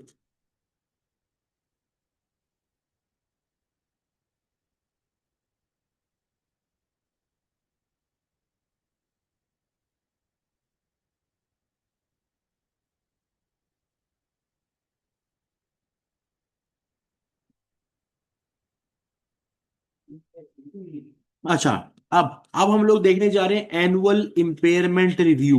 आप लोगों को मैंने इनटेंजिबल एसेट में एक बात बताई थी, आपको याद होगा कि अगर एक इनटेंजिबल एसेट की लाइफ इनफिनिट है तो हम उसको डेप्रिशिएट एमोर्टाइज तो कर नहीं सकते, लेकिन ये जरूरी है कि आपको एंड पे एक इम्पेयरमेंट रिव्यू करना है। इसी तरह एसेट्स पे भी इम्पेयरमेंट रिव्यू कंपनीज करती हैं हर साल। उनको इंडिकेटर नजर आ रहा है या नहीं आ रहा है इम्पेयरमेंट कितनी, इस पे बात होने लगी है। तो लिखा हुआ है where there is no indication. देखो, एक तो मैंने आपको बोला ना कि आपको कोई इंडिकेटर नजर आ गया, आपको कुछ नजर आ गया कि हाँ ये इंपेयर हो सकता है, तो आपने देख लिया कि यार इंपेयरमेंट है या नहीं है। एक क्या लिखा हुआ है, where there is no indication of impairment then no further action needs to be taken. तो मैंने यही बात बताई कि इंडिकेटर अगर नजर आ गया देख लो, नहीं नजर आया ना देखो। लेकिन लेकिन आगे क्या लिखा हुआ है, an exception to this rule is, एक एक्सेप्शन है इसके अंदर। यानी समझ लो कि एक आप देखते हो कि इंडिकेटर नजर आया, चाहे वो इंटरनल है चाहे एक्सटर्नल, आपने उस एसेट के जाके इंपेयरमेंट को एक मरतबा टेस्ट कर लिया कि यार इंपेयरमेंट टेस्ट कर लिया कि इंपेयर तो नहीं हो गया, ठीक है। लेकिन अगर नहीं है इंडिकेटर तो कोई मसला नहीं, आप ना देखो। लेकिन इस रूल में भी एक्सेप्शन है। कहाँ एक्सेप्शन है? यानी कि इवन के आपको इंडिकेटर नजर नहीं भी आया, आपको स्टिल उसके इंपेयरमेंट टेस्ट, इंपेयरमेंट रिव्यू करना है। किस केस में? पहला, goodwill acquired in the business combination. For example, तुमने एक बिजनेस को एक्वायर किया, तुमने एक बिजनेस को खरीदा, तुम्हारा ऑलरेडी एक बिजनेस था। तुम लोगों ने F3 में एक टॉपिक पढ़ा होगा, कंसोलिडेशन, कि एक बिजनेस जब दूसरे बिजनेस को खरीदता है, तुम्हारे बिजनेस ने किसी दूसरे बिजनेस को एक्वायर किया। अब जब तुम किसी दूसरे बिजनेस को एक्वायर करते हो तो उस बिजनेस की गुडविल भी तुम्हारे पास आती है। तो क्या लिखा हुआ है कि अगर तुमने किसी बिजनेस को एक्वायर किया और उसके साथ गुडविल आ रही है, उस गुडविल की इंपेयरमेंट के रिव्यू तुम्हें करने ही है, चाहे तुम्हें उसका इंडिकेटर नजर आया या नहीं आया। यानी ये एक्सेप्शन है रूल का। रूल तो ये है कि अगर कोई इंडिकेटर नहीं, कोई टेंशन नहीं है, लेकिन अगर तुमने किसी बिजनेस को एक्वायर किया तो उसकी जो गुडविल है उसका इंपेयरमेंट रिव्यू करना जरूरी है। दूसरा, N intangible asset with indefinite useful life. बताओ, फिर ये बात आई ना वो वाली, आ गई ना वो वाली बात कि अगर तो एक एसेट है ना, इंटेंजिबल एसेट, फाइनाइट लाइफ है, उसकी डेप्रिसिएशन कैलकुलेट कर रहे हो, फिर जब तक उसका इंडिकेटर नहीं मिल रहा तब तक कोई मसला नहीं, इंपेयरमेंट ना टेस्ट करो। लेकिन जब मैंने तुम्हें बोला था कि एक ऐसा इंटेंजिबल एसेट जिसकी इनफिनिट लाइफ हो, जिस इनडेफिनेट इनफिनिट लाइफ हो, जिसमें तुम्हें लाइफ का पता ही नहीं है, तो अमोर्टाइजेशन तो हो नहीं रही, तो फिर IAS 36 कहता है यार एटलीस्ट तुम इंपेयरमेंट रिव्यू ही कर लो, कि अगर कोई डाउन जा रहा है तो उसको लिखो तो सही। चलो हमें लाइफ का नहीं पता, डेप्रिसिएशन अमोर्टाइजेशन कैलकुलेट नहीं कर सकते, इंपेयरमेंट तो करो। तो इंटेंजिबल एसेट जिसकी इनडेफिनेट लाइफ हो, उसमें भाई तुम्हें इंडिकेटर नजर आ रहा है या नहीं आ रहा, तुम्हें उसको उसका इम्पेयरमेंट रिव्यू, इम्पेयरमेंट टेस्ट करना ही है। तीसरा, N intangible asset not yet available for use. For example, एक इंटेंजिबल एसेट है जो तुम अभी तक यूज नहीं कर रहे, तुम्हारे यूज में नहीं आया, तुम्हारे पास अवेलेबल है लेकिन तुम्हारे यूज में नहीं आया, उसकी भी तुम्हें इम्पेयरमेंट रिव्यू करना ही करना है सालाना बेसिस पे, चाहे तुम्हें उसका इंडिकेटर नजर आ रहा है या नजर नहीं आ रहा। ये तीन एक्सेप्शन जैसे act 36 require annual impairment review for these assets irrespective of whether there is an indication of impairment। वो कह रहा है भाई ये तीन ऐसी चीजें जिसमें आपको पता है कि इंडिकेटर है या नहीं है, आपको इम्पेयरमेंट टेस्टिंग करनी ही करनी है। यहां तक क्लियर हो गया? यहां तक क्लियर हो गया?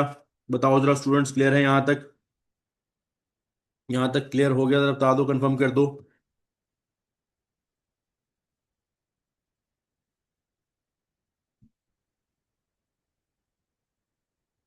सब स्टूडेंट्स जरा कंफर्म कर दो। सब स्टूडेंट्स।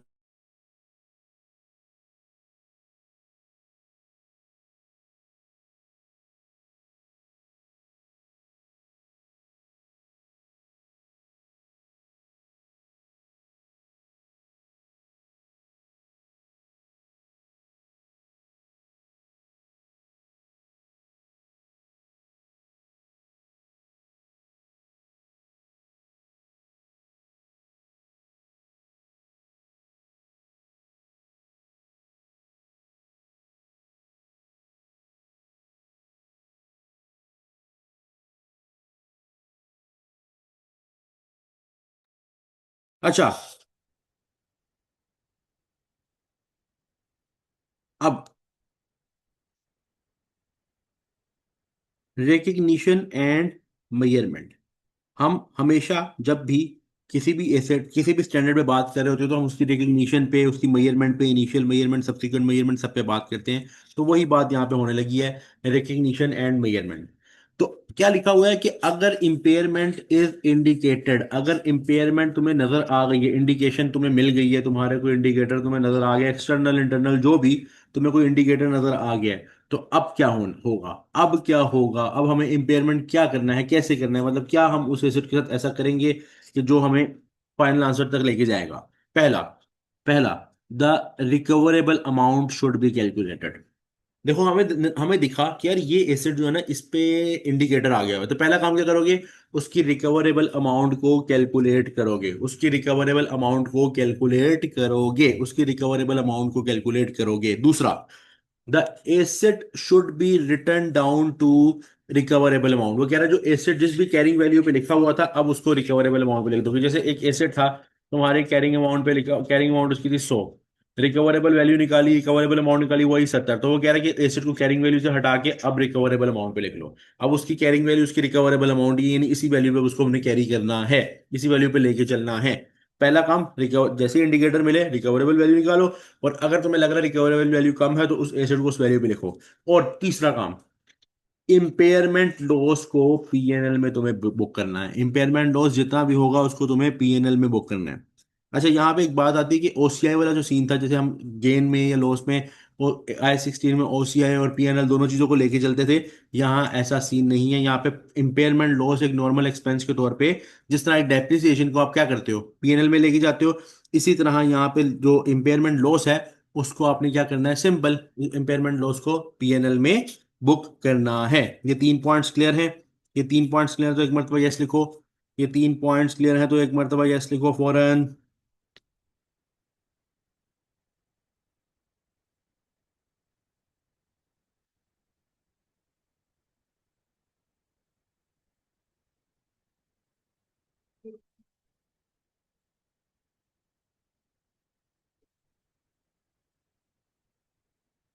यहां तक क्लियर है? यहां तक क्लियर होना बड़ा जरूरी है, क्योंकि यहाँ पे एक आगे एक रिटर्न डाउन, रिटर्न डाउन। अच्छा, गेन, गेन की पहली बात, gain will go where, gain तो पहली बात हम देखते ही नहीं ना।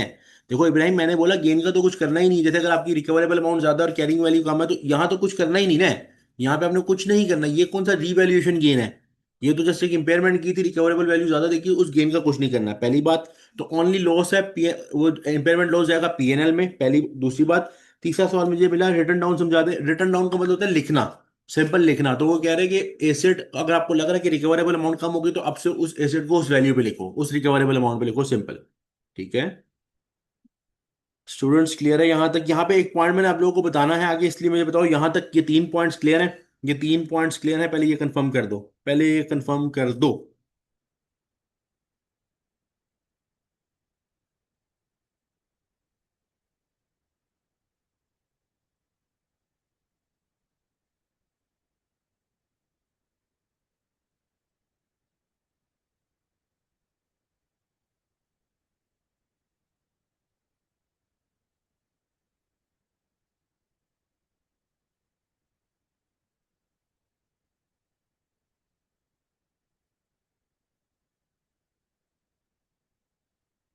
तो एक बात,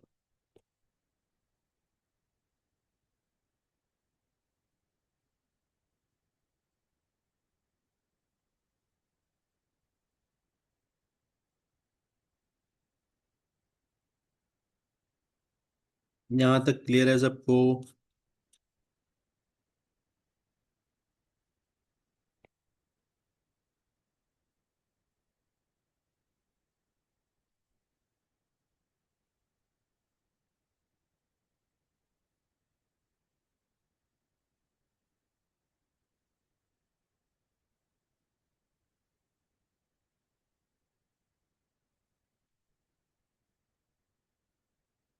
एक क्वेश्चन में तुम लोगों को निकाल के देख देख रहा हूँ।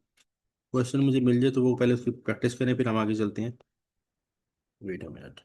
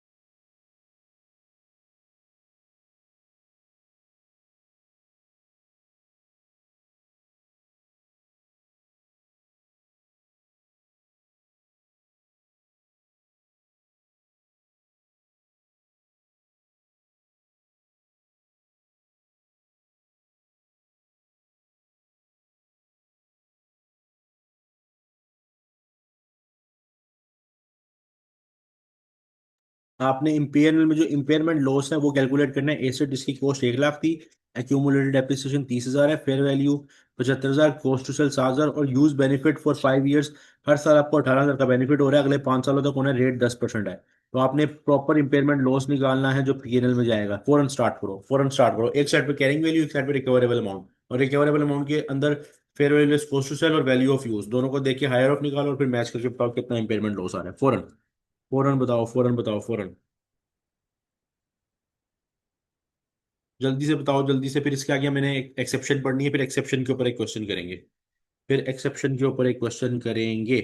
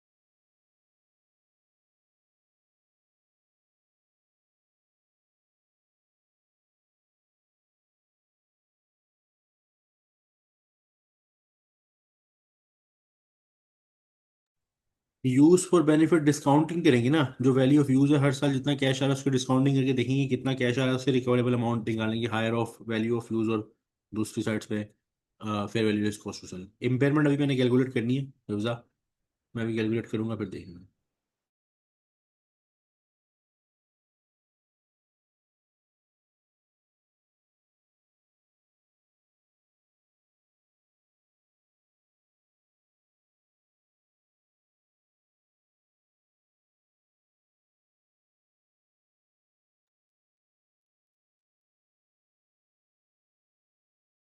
जल्दी करो जल्दी फौरन फौरन।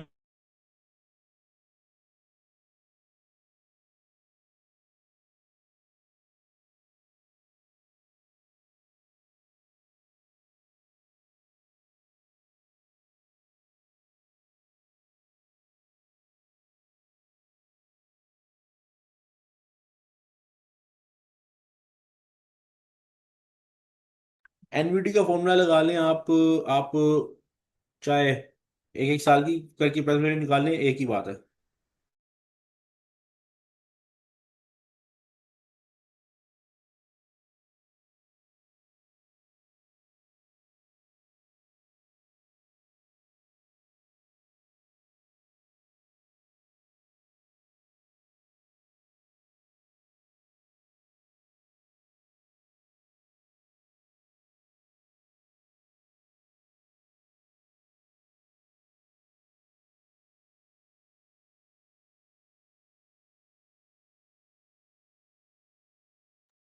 हाँ भाई हुआ स्टूडेंट्स, जल्दी करो जल्दी भाई जल्दी फौरन फौरन।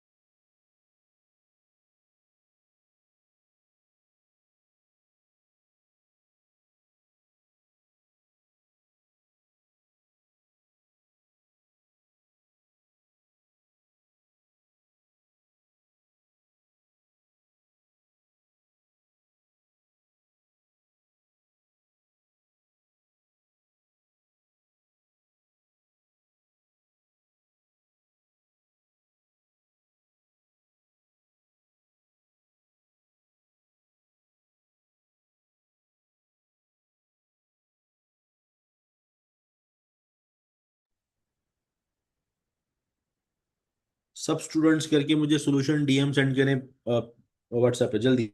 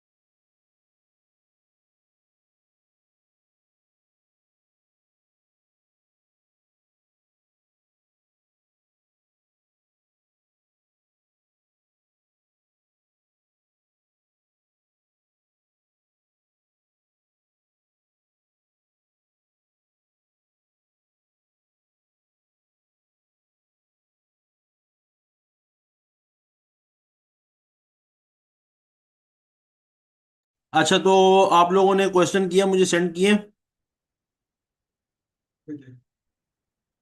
अच्छा, गुड। मैं करवा रहा हूँ, मैं करवा रहा हूँ ये क्वेश्चन। देखो भाई, सबसे पहली चीज ये होती है कि आपने इंपेयरमेंट के क्वेश्चन जब भी करना है, एक प्रोसेस याद रखना है हमेशा। एक साइड पे कैरिंग वैल्यू, एक साइड पे रिकवरेबल अमाउंट। एंड पे तो हमारा मकसद यही है ना, आखिरी मकसद तो हमारा यही है। हमारा मेन मकसद तो यही है कि हमने कैरिंग वैल्यू और रिकवरेबल अमाउंट को देखना है, मेन मकसद तो यही है। तो आप कैरिंग वैल्यू और रिकवरेबल अमाउंट पहले लिखो। अब कैरिंग वैल्यू निकालते हैं, कॉस्ट दी हुई है, एक्यूमुलेटेड डेप्रिसिएशन दी हुई है। तो 1 लाख कॉस्ट है, 30,000 एक्यूमुलेटेड डेप्रिसिएशन है, इसका मतलब ये कंफर्म हो गया कि 70,000 उसकी कैरिंग वैल्यू है। अब सवाल सिर्फ ये बनता है कि रिकवरेबल अमाउंट अगर 70,000 से कम हुई तो इम्पेयरमेंट हो जाएगी, नहीं तो नहीं होगी। चलो वो भी देख लेते हैं। रिकवरेबल अमाउंट में हमारे पास दो चीजें हैं, एक fair value less cost to sell, और एक value of use. Fair value less cost to sell को देखिए तो ये दी हुई है 75,000 माइनस 7,000। 75,000 माइनस 7,000, ये हमारे पास कितनी आ रही है fair value less cost to sell? 68,000। 68,000 हमारे पास आ रही है fair value less cost to sell. इसको मैं यहाँ लिख रहा हूँ कि ये हमारे पास आ गई 68,000। हमने दोनों में से हायर ऑफ लेना है, एक 68,000 आ गया, रिकवरेबल वैल्यू निकालने के लिए हमें हायर ऑफ चाहिए दोनों का। दूसरा है value of use. Value of use को अगर देखें, वो कह रहा है 5 सालों के लिए 18,000 एनम पर एनम आना है, 5 सालों के लिए है 10 साल। अब एक तरीका तो ये है, यहां मैं साइड पे कर रहा हूं कि आप 18,000 को 5 मरतबा लिखो, 5 सालों के लिए। और हर साल की प्रेजेंट वैल्यू निकालने के लिए मल्टीप्लाई कर दो 1 प्लस रेट। रेट के 10%, 0.1 रेस -1 -2 -3 -4 -5। एक तरीका तो ये है। दूसरा तरीका ये है कि चूंकि ये सेम वैल्यू है, कांस्टेंट वैल्यू, तो ये एनवीटी की फॉर्म में, तो आप present value of NVT directly निकाल लो।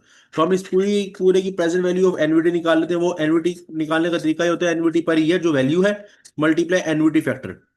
एनवीटी फैक्टर यहाँ कैलकुलेट करते हैं, 1 - 1 plus rate 0.1 raise to power -5 divided by rate.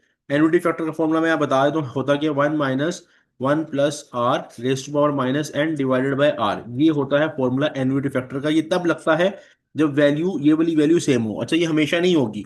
आपको अगर डिफरेंट वैल्यूज दी हुई हैं, फिर आपको हर साल की अलग से टेंशन लेनी पड़ेगी, हर साल की अलग प्रेजेंट वैल्यू निकाल के सम लेना होगा। अगर आपको लगता है यार सेम वैल्यू, तो डायरेक्ट एनुटी फैक्टर ले लो। एनुटी फैक्टर अगर हम देखें तो ये हमारे पास आ रहा है कि क्या एनुटी फैक्टर आ रहा है, कैलकुलेट किया किसी ने? किसी ने एन्युटी फैक्टर कैलकुलेट किया, जरा मुझे बताओ। किसी ने एन्युटी फैक्टर कैलकुलेट किया है? जल्दी बताओ जरा मुझे। किसी ने एन्युटी फैक्टर कैलकुलेट किया तो बताओ यार जरा, क्या वैल्यू आ रही है, कैलकुलेट करो जरा। कैलकुलेट करो जरा और बताओ क्या आ रही है।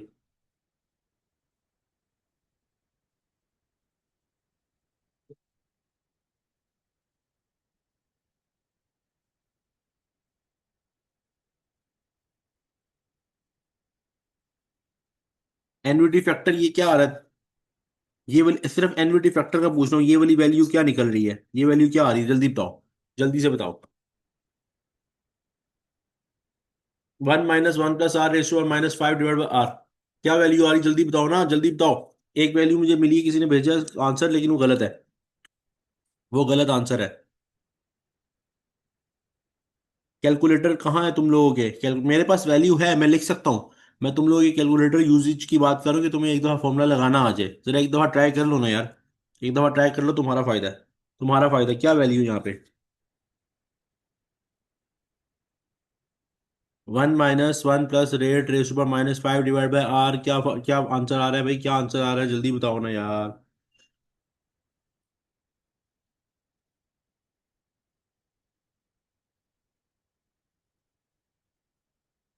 बिल्कुल, 3.79, 3.79, 3.79, गुड। गुड, 3.79 आएगा, क्योंकि जीरो के आगे आगे 790 था, लेकिन 3.791 हो जाएगा क्योंकि आगे 5 से ऊपर है। तो अब इसको मल्टीप्लाई करो 3.791 से। और अब बताओ प्रेजेंट वैल्यू क्या आ रही है यहाँ पे, वो हमारी वैल्यू ऑफ यूज होगी। बताओ प्रेजेंट वैल्यू क्या आ रही है, प्रेजेंट वैल्यू क्या आ रही है बताओ। 18,000 इंटू 3.791, यार ये 68,238। 68238, 68238, ऑलमोस्ट 68238। अच्छा, किसी ने अगर पॉइंट कम ये डेसिमल प्लेस की वैल्यू आगे पीछे ली हुई तो थोड़ा बहुत डिफरेंस हो सकता है, उससे कोई फर्क नहीं पड़ता। ठीक है, फिलहाल हमें कॉन्सेप्ट सीखना है। अब हमें पता चल गया कि वैल्यू ऑफ यूज, हमें ये चीज पता चल गई कि वैल्यू ऑफ यूज पे हमारी ये वैल्यू आ रही है, और fair value less cost to sell पे 68,000 आ रही है। और हमें पता है रिकवरेबल वैल्यू क्या होती है, दोनों में से हायर ऑफ या लोअर ऑफ, बताओ। दोनों में से हायर ऑफ या लोअर ऑफ, दोनों में से कौन सी वैल्यू चूज करूं, जल्दी बताओ। जल्दी बताओ, रिकवरेबल अमाउंट के लिए fair value less cost to sell use करूं यहाँ पे, या वैल्यू ऑफ यूज यूज करूं, बताओ। जल्दी जल्दी जल्दी जल्दी जल्दी जल्दी। हायर ऑफ, गुड, तो ये आएगा 68238। 68238 हमारी रिकवरेबल अमाउंट आ गई। अब हमें पता है कि हमारी रिकवरेबल अमाउंट है 68238, हमने कैरिंग वैल्यू लिखी हुई है 70,000, तो हम कैसे ज्यादा लिख सकते हैं, तो ये जो फर्क है एक्चुअली ये इंपेयरमेंट है। तो 70,000 में से ये माइनस कर दो, ये आएगा 1762। तो इंपेयरमेंट लॉस क्या आ रहा है, 1762। 1762 हमारा इंपेयरमेंट लॉस बुक होगा। 1762 हमारा इंपेयरमेंट लॉस बुक होगा। 1762 हमारा इंपेयरमेंट लॉस बुक होगा। ये क्वेश्चन क्लियर हुआ? सॉल्यूशन क्लियर है सबको? जिन्होंने सही निकाला गुड है, जिन्होंने गलत निकाला है एक मरतबा देख के मुझे कंफर्म कर दो। क्लियर है? यहां तक सबको क्लियर है? ये क्वेश्चन सबको क्लियर है? एक मरतबा कंफर्म करो जल्दी से, मोटिवेशन के साथ। मोटिवेशन देखो, मोटिवेशन सही से, मोटिवेशन से पढ़ो, मोटिवेशन से पढ़ो। कोई स्टूडेंट यहाँ ऐसा ना हो जो सो रहा हो, जो बस ऐसे ही बस ऐसे गुजारा हो लेक्चर, कोई फायदा नहीं उसका। प्रॉपर प्रॉपर एक्टिव होके, ठीक है।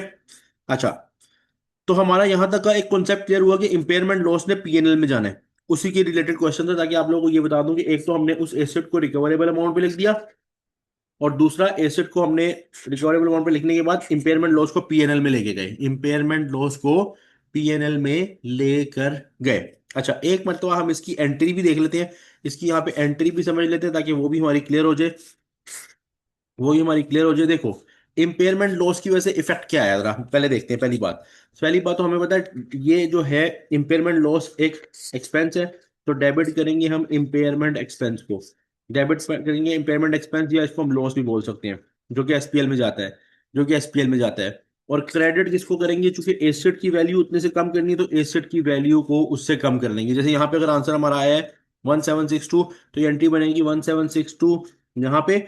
और चूंकि एसेट की वैल्यू को भी 1762 से कम करें, तो ये हमारी इसकी डबल एंट्री भी बन गई, हमारी डबल एंट्री भी इंपेयरमेंट लॉस की बन गई। अब यहां पे एक एक्सेप्शन है, यहां पे एक एक्सेप्शन है, यहां पे एक एक्सेप्शन है, जरा गौर से समझना है। ये पॉइंट थोड़ा सा इंपॉर्टेंट है, तो इसलिए मैं आपको कहूंगा जरा फुल प्यार मोहब्बत से लेक्चर लेना है, ठीक है। फुल फुल दिल से, पूरे जिगरे से लेक्चर लेना है। ये देखो एक्सेप्शन क्या है। मैंने आपको बोला इंपेयरमेंट लॉस जाता है पीएनएल में, आपने माइंड बना लिया पीएनएल में, मैं आपको कह रहा हूं बेस्ट हो गया, ऐसा ही है, कुछ गलत नहीं बताया मैंने यहां तक। लेकिन ये जो लेकिन होता है ना, ये चीज एग्जामिनर की खूबसूरत की फेवरेट चीज होती है। ये जहां पे लेकिन आता है ना, तो वो एक्सेप्शन टेस्ट करता है। एक्सेप्शन ये है कि अगर वो एसेट जिस पे तुम्हारा इंपेयरमेंट लॉस है, तुम्हारा इंपेयरमेंट लॉस आया फॉर एग्जाम्पल 50,000, ये मैं टोटल लॉस बता रहा हूँ, फाइनल इंपेयरमेंट लॉस बता रहा हूँ 50,000। अगर उस एसेट पे पहले कभी रीवैल्यूएशन गेन था,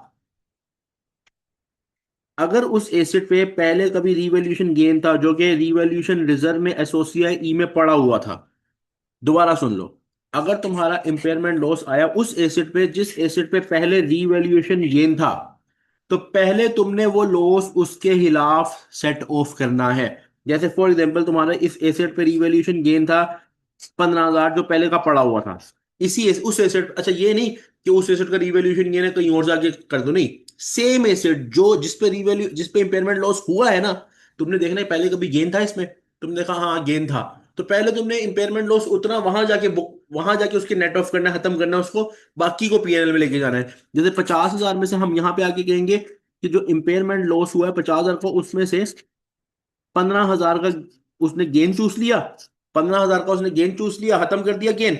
बाकी 35,000, 15,000 तो यहां चला गया ना, बाकी 35,000 पीएनएल में जाएगा, बाकी 35,000 पीएनएल में जाएगा। आवाज क्लियर आ रही है?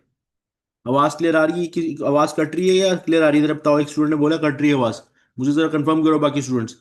बाकी स्टूडेंट्स कंफर्म करो, आवाज क्लियर है? लाइबा आप जरा, इंटरनेट इशू आपकी साइड से होगा, आप इसको रीज्वाइन कर लें, रीज्वाइन करके देख लें। अच्छा, अब इम्पेयरमेंट लॉस, इम्पेयर दोबारा सुन लो, दोबारा सुन लो। इम्पेयरमेंट लॉस नॉर्मली तो पीएनएल में जाता है, लेकिन अगर उसी एसेट में पहले कभी रीवैल्यूएशन गेन था, अगर उसी एसेट पे पहले कभी रीवैल्यूएशन गेन था, तो स्टैंडर्ड कहता है कि पहले गेन को खत्म करो। ये क्या कर रहे हैं यहाँ पे एसओसीआई में? ये किस चीज की खुशी मना रहा है? तो एसेट मतलब कि टोटली तौर पे इंपेयर हो चुका हुआ है, बेड़ा गर्क हो गया एसेट का, ये किस बात में खुशी? गेन किस बात पे वहां पे लिखा हुआ है? पहले गेन को खत्म करो। हाँ, अगर गेन ज्यादा है तो सारा का सारा इंपेयरमेंट लॉस वहीं ले जो, नेट ऑफ कर दो। और अगर आपको लगता है गेन कम है, तो जितना गेन है उसको खत्म करो, नेट करो, बाकी को पीएनएल में लेकर जाओगे। ये बड़ा इंपॉर्टेंट पॉइंट था। इससे रिलेटेड एक क्वेश्चन नीचे लिखा हुआ है मैंने, एक क्वेश्चन मैंने ये लिखा हुआ है, ये भी आप लोगों ने ही करना है। An entity owns a property that was revalued to 500,000 on 31st March and revaluation gain was 2 lakh. अब आपको पता है कि इस प्रॉपर्टी पे 2 लाख रुपए का गेन ऑलरेडी बुक हुआ हुआ है, being recognised in other OCI, मतलब other comprehensive income, and in devaluation surplus. यहां तक उसने बताया, यहां तक बताया कि एक प्रॉपर्टी जिसपे रिवैल्यूएशन गेन 2 लाख का है। At 31st March 2005, the property had a carrying amount of 460,000, but recoverable amount was 2 lakh. अब आपने मुझे ये एक तो बताना है इम्पेयरमेंट लॉस हुआ कितना। अब आपने क्या क्या चीजें मुझे बतानी है, मैं वो बताने लगूँ आपको। आपने क्या क्या चीज मुझे बतानी है वो मैं आपको बताने लगूँ। एक तो आपने मुझे बताना है कि इस एसेट पे इम्पेयरमेंट लॉस कितना हुआ, फिर उसमें से कितना ओसीआई में, यानी कि ओसीआई का मतलब कितना रिवैल्यूएशन रिजर्व में जाएगा, रिवैल्यूएशन रिजर्व को खत्म करेगा, और कितना पीएनएल में जाएगा। बताओ। ये क्वेश्चन है तुम लोगों का, जल्दी करो जल्दी, 2 मिनट है, फौरन फौरन। ये छोटा सा सवाल है, सब कुछ कैलकुलेटेड है, बस तुमने बताना है कि कितना रिवॉल्यूशन रिजर्व को खत्म करेगा और कितना दूसरी साइड पे जाएगा।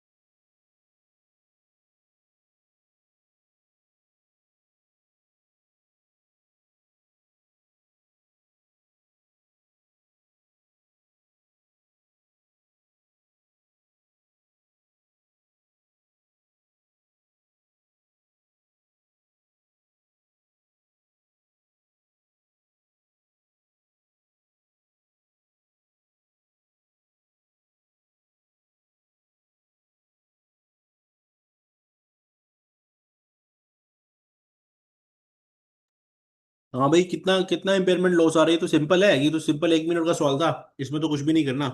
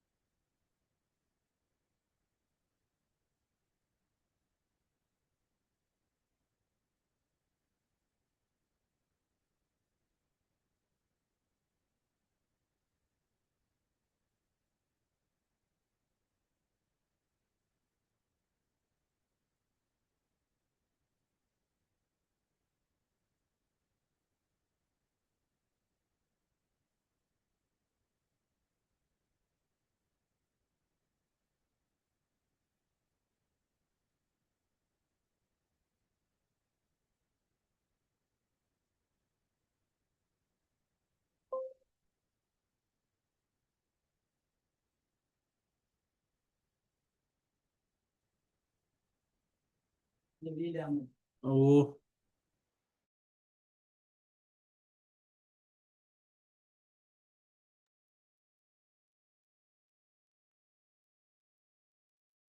अच्छा, तो मैं कैलकुलेट करवा रहा हूँ, देखो सबसे पहले तो हमें इस क्वेश्चन में इम्पेयरमेंट लॉस निकालना है। अगर हम नॉर्मली देखें हमारा उस एसेट की कैरिंग वैल्यू कितनी थी, इस सवाल में हमें कोई भी टेक्निकल गेम नहीं करनी।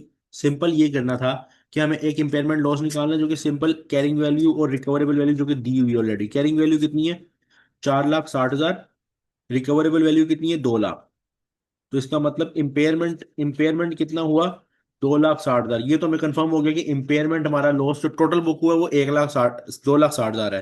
तो डेबिट तो हम करेंगे, डेबिट हम करेंगे इम्पेयरमेंट लॉस। लेकिन अभी पहले, इससे पहले डेबिट क्रेडिट एसेट तो कर देते हैं पूरा, वो तो मसला नहीं है। क्रेडिट एसेट तो कर देते हैं, वो तो पूरा ही होगा 2,60,000 से। लेकिन लेकिन अब बात यह है कि 2,60,000 का इंपेयरमेंट है, ये सारी की सारी पीएनएल में नहीं जाएगी, क्योंकि हमारा इसी एसेट पे पहले रीवैल्यूएशन गेन भी था। रीवैल्यूएशन रिजर्व भी इसी एसेट पे पहले था, पहले इसी एसेट पे रीवैल्यूएशन रिजर्व भी था। सर एसओएफपी में इंपेयरमेंट को कैसे लेके जाना है, मीन रिड्यूस करना है? हाँ वो मैं बताता हूँ, अभी मैं एसओएफपी की प्रेजेंटेशन बताता हूँ, एसओएफपी की प्रेजेंटेशन अभी बताता हूँ। अच्छा, रिवैल्यूएशन रिजर्व भी था इस एसेट पे। जब रिवैल्यूएशन रिजर्व होगा तो हमारा फिर एक्सेप्शन यहाँ पे आ जाएगी कि सारा पीएनएल में नहीं जाएगा। पहले हमें रिवैल्यूएशन पहले हमें रिवैल्यूएशन रिजर्व को खत्म करना है। रिवैल्यूएशन रिजर्व में ऑलरेडी 2 लाख पड़े हुए थे, तो पहले 2,60,000 में से 2 लाख तो सारा का सारा इसको खत्म कर देगा, इसको चूस लेगा। और बाकी 60,000 जो है वो पीएनएल में जाएगा। 60,000 जो है वो पीएनएल में जाएगा। 2,60,000 में से 2 लाख तो सीधा सीधा डिवैल्यूएशन रिजर्व को खत्म कर देगा। तो अब हमारी एंट्री क्या बनेगी? डेबिट इंपेयरमेंट लॉस, जो कि रीवैल्यूएशन रिजर्व में जाएगा 2 लाख। यानी कि यहाँ पे 2 लाख सीधा सीधा ये हो गया इंपेयरमेंट लॉस का, कि मैंने रीवैल्यूएशन रिजर्व से लेके, क्योंकि यहाँ पे रीवैल्यूएशन रिजर्व डेबिट हो रहा है। वैसे नॉर्मली रीवैल्यूएशन रिजर्व की नेचर होती है क्रेडिट, क्योंकि वो एक इक्विटी है। लेकिन जब वो कम होगा तो डेबिट इंपेयरमेंट लॉस जो रीवैल्यूएशन रिजर्व में गया, और फिर डेबिट इंपेयरमेंट लॉस जो कि पीएनएल में गया, ये आएगा 60,000। इस तरह दो एंट्री पूरी होगी, debit impairment loss revaluation reserve. या सिंपल इस तरह भी बोला जा सकता है, debit revaluation reserve, debit PNL, credit asset. यहाँ पे सारा का सारा पीएनएल में नहीं लेके जाना, ना ही एंट्री में इकट्ठा शो करना है। एंट्री में भी रिवॉल्यूशन रिजर्व अलग और पीएनएल अलग शो करना होता है। ये हमारी एंट्री होगी। हाँ, जहां तक एसओएफपी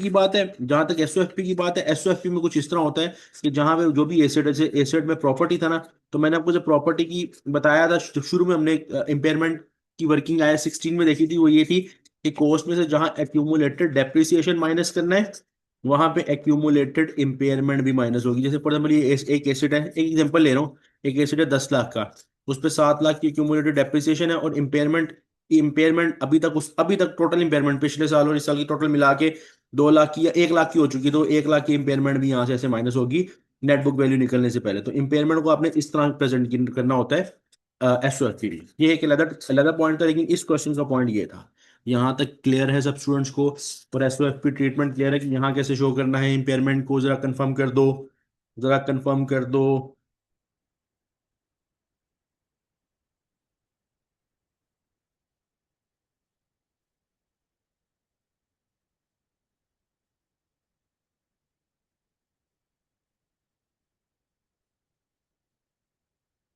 यहाँ पे अब तुम्हारे पास एक क्वेश्चन है। एक क्विक रिवीजन कर दूं, एक क्विक रिवीजन कर देता हूँ।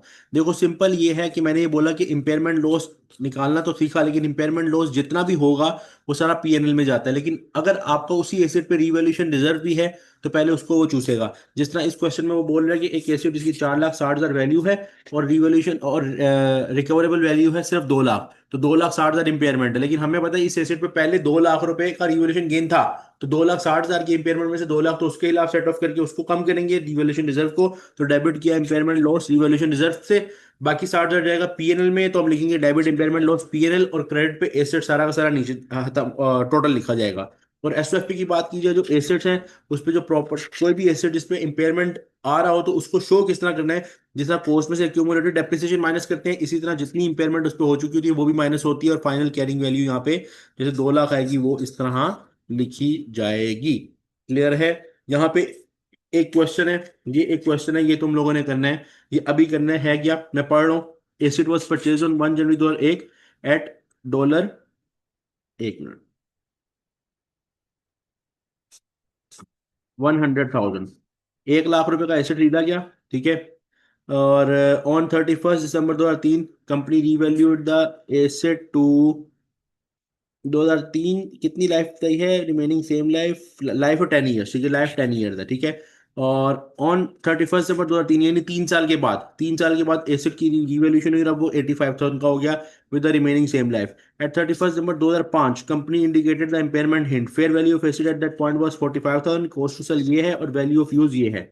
Calculate impairment loss taken to PNL, यानी आपने यहाँ पे इम्पेयरमेंट लॉस जो पीएनएल में जाना है, यानी ओसीआई वाला निकाल के, यानी कि रिवॉल्यूशन रिजर्व के अलावा जो है वो निकाल के बताना है इम्पेयरमेंट लॉस जो पीएनएल में जाएगा। जल्दी करो, 5 मिनट आप लोगों के पास, मैं 5 मिनट में आ रहा हूँ। 5 मिनट में करके मुझे सोल्यूशन भेजो व्हाट्सएप पे, जल्दी फौरन।